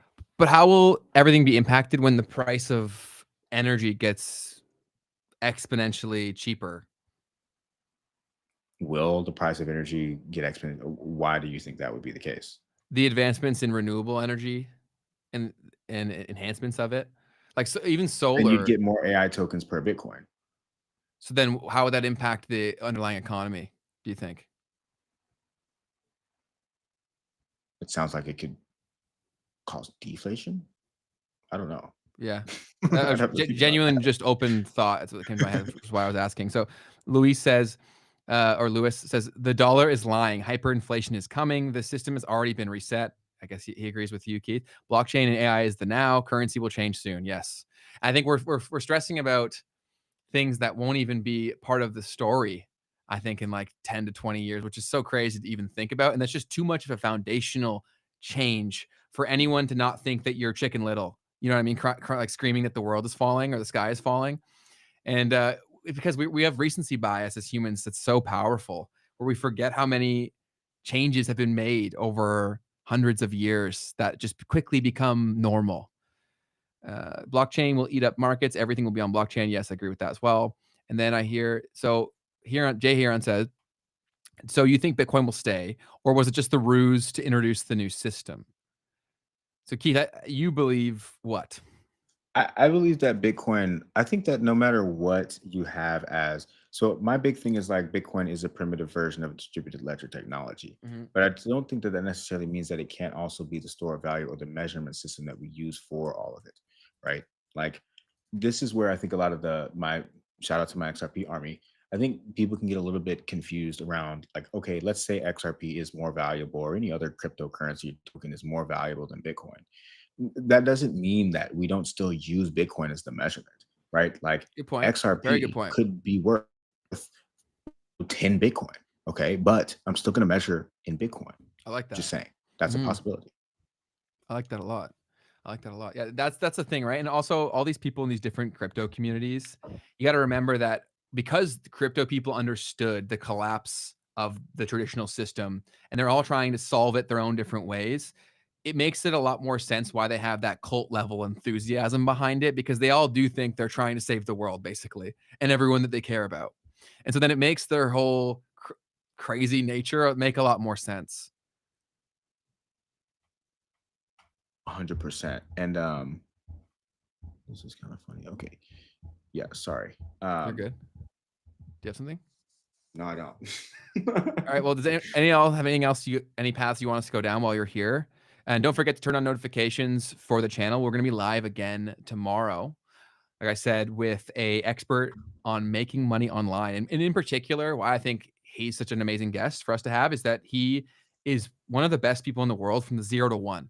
So like helping people make their first dollar online. He's helped tens of thousands of people make money online. He's also run a blog network that he sold. Super impressive guy and absurdly modest. All my friends think I'm crazy for investing in crypto. Welcome to the club. Yeah, like as I started traveling here, I'm just in my first destination. Talking to people about this stuff is wild. Like, and these are some of the more adventurous people in the world, talking about foreigners in Bangkok, right? Still like, nope, not a whole lot of that going on. Retail got burned, man. Not a thing. No, go ahead. It is that. It's that. Like literally, I had the conversation with this guy who's a trader last night, and he was like, I'm starting to think that this is a scam because nobody who's in it has made any money. And I'm like, okay, but these are the people who aren't doing it right. Like look at the chart. It only goes in one direction, sir. So clearly someone's messing up in there. There's only one thing going on. The price is just going up. Yes. And much like you said, it's the 80-20 has shift to the 95-5. Like if the system goes the way that we're even saying that it is likely to go, and most people are in here agreeing with the general thought direction, then none of this shit matters right now.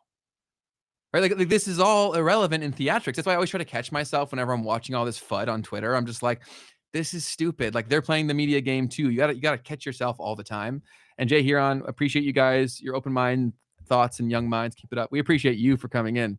You always provide awesome contributions, and that goes for everyone in here. I hope you guys know how much we appreciate you guys giving us your time. That's not something I take lightly whatsoever, which is why I always try to do everything I possibly can to make these as valuable as possible. And I know Keith does too.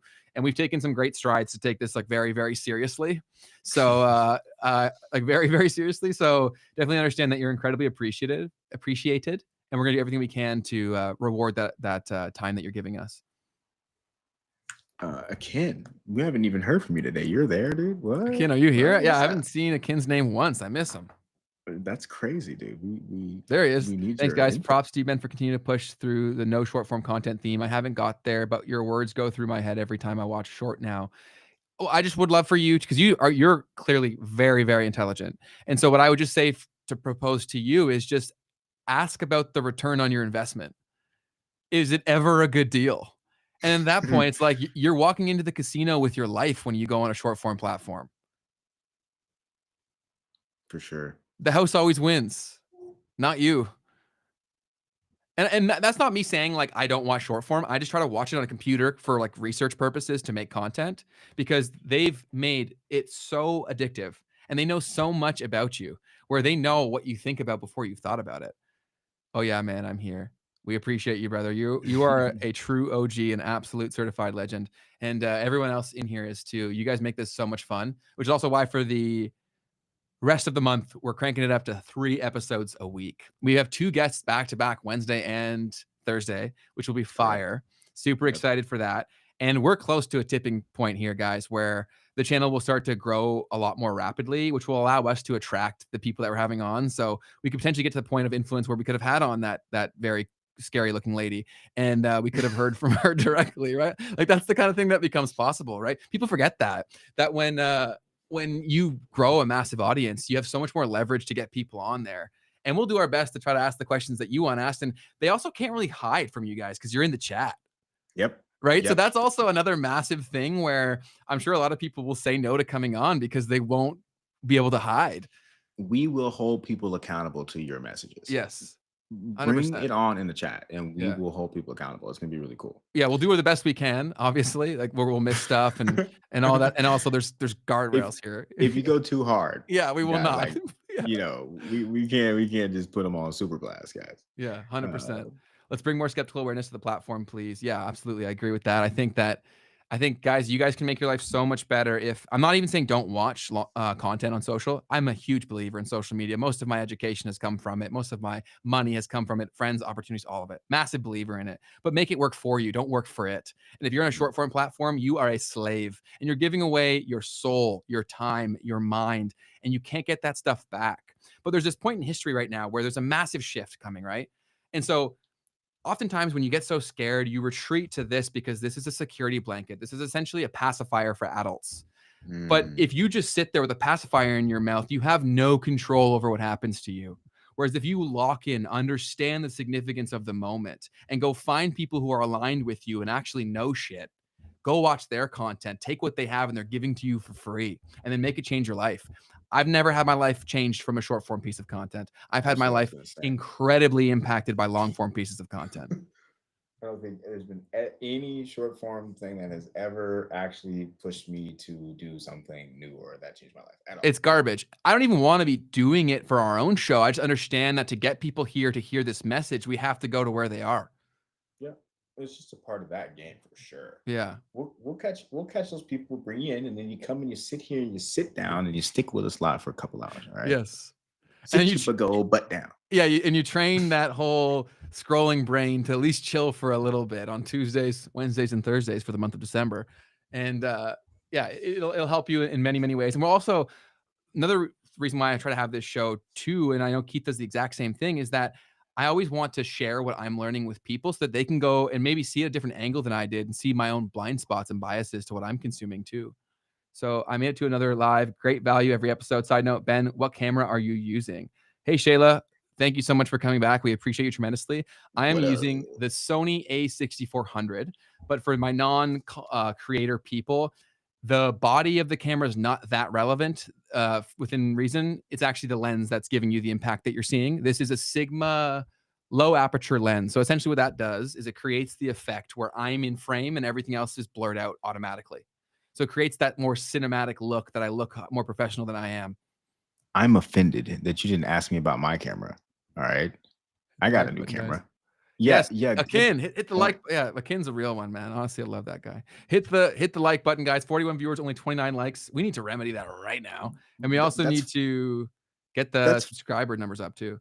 That's 41 concurrent viewers. Like yeah. You're all here at one time. So that means that there's way more people that have seen this that have not hit that like button. If you are here, hit the like button, hit the subscribe button if you haven't already. If you haven't done that, then you're really doing something wrong. Yeah, something's messed up with you. But if you're watching this replay, we did this live. The whole thing was live. All these amazing people that we're talking with, you can come in and be part of that conversation. So be proactive. The easiest way to do that, turn on notifications, come in, provide your insights, and let's all learn and make this crazy world a little less crazy. And I think that's honestly like how we do it, right? Is because if you can impact your zone of influence through not only knowing what's going on, but also knowing the solutions to solve what's going on in many ways, the world can get better really, really fast. 100%. Cool. Well, if y'all have anything else, speak up now before we end the stream. If not, then we will make this the natural end point so we can let my good friend Keith here get some sleep because it is incredibly late to him. So another massive shout out and a point of appreciation. Also, if y'all are here, go follow Keith's travel channel. What is that called? Oh, or is that supposed to be a secret? I don't know if putting that out there for people. Oh shit. Sorry, dude. No, it's fine. Yeah, if you can find it, then that will be a challenge and you'll find it. Okay, cool. I didn't know that. I didn't know that was a secret. My bad. No, it's fine. Yeah, good luck finding it though out there. There you go. Challenge for the day. But on behalf of producer Kurt, who's in the background, and for myself, and I'll let Keith do his own thing at the end, but we appreciate you so much for tuning in. Yeah, and the thing that I will tell you guys about is funny money. Right, we got funny money coming up the pipeline. So I'm going to be doing some really cool content, talking to people about their stories, hearing from them and truly what their thoughts are on money, the different things that raised them around money. So you can follow Funny Money. It's in my channel on Keith D. If you scroll down to the bottom, you can find Funny Money. You can subscribe there, and we'll be doing some cool stuff where we talk to people and get their stories about money. That'll be super cool because we talked about this where everyone has to deal with money, but everyone deals with money differently. So it's such a universal experience, but it's so individualized, which is why I'm so excited to see that. I'm genuinely curious to see how people came to their conclusions. That's why I love the book, The Psychology of Money, right? It's that exact same premise.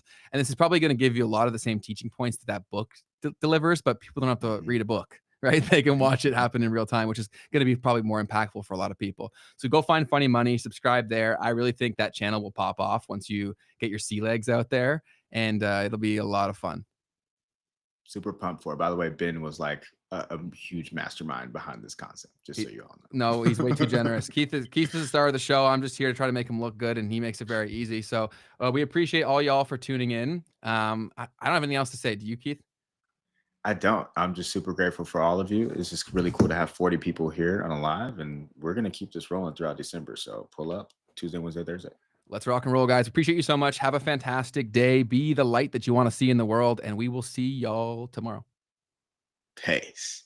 Pull us off, Kurt.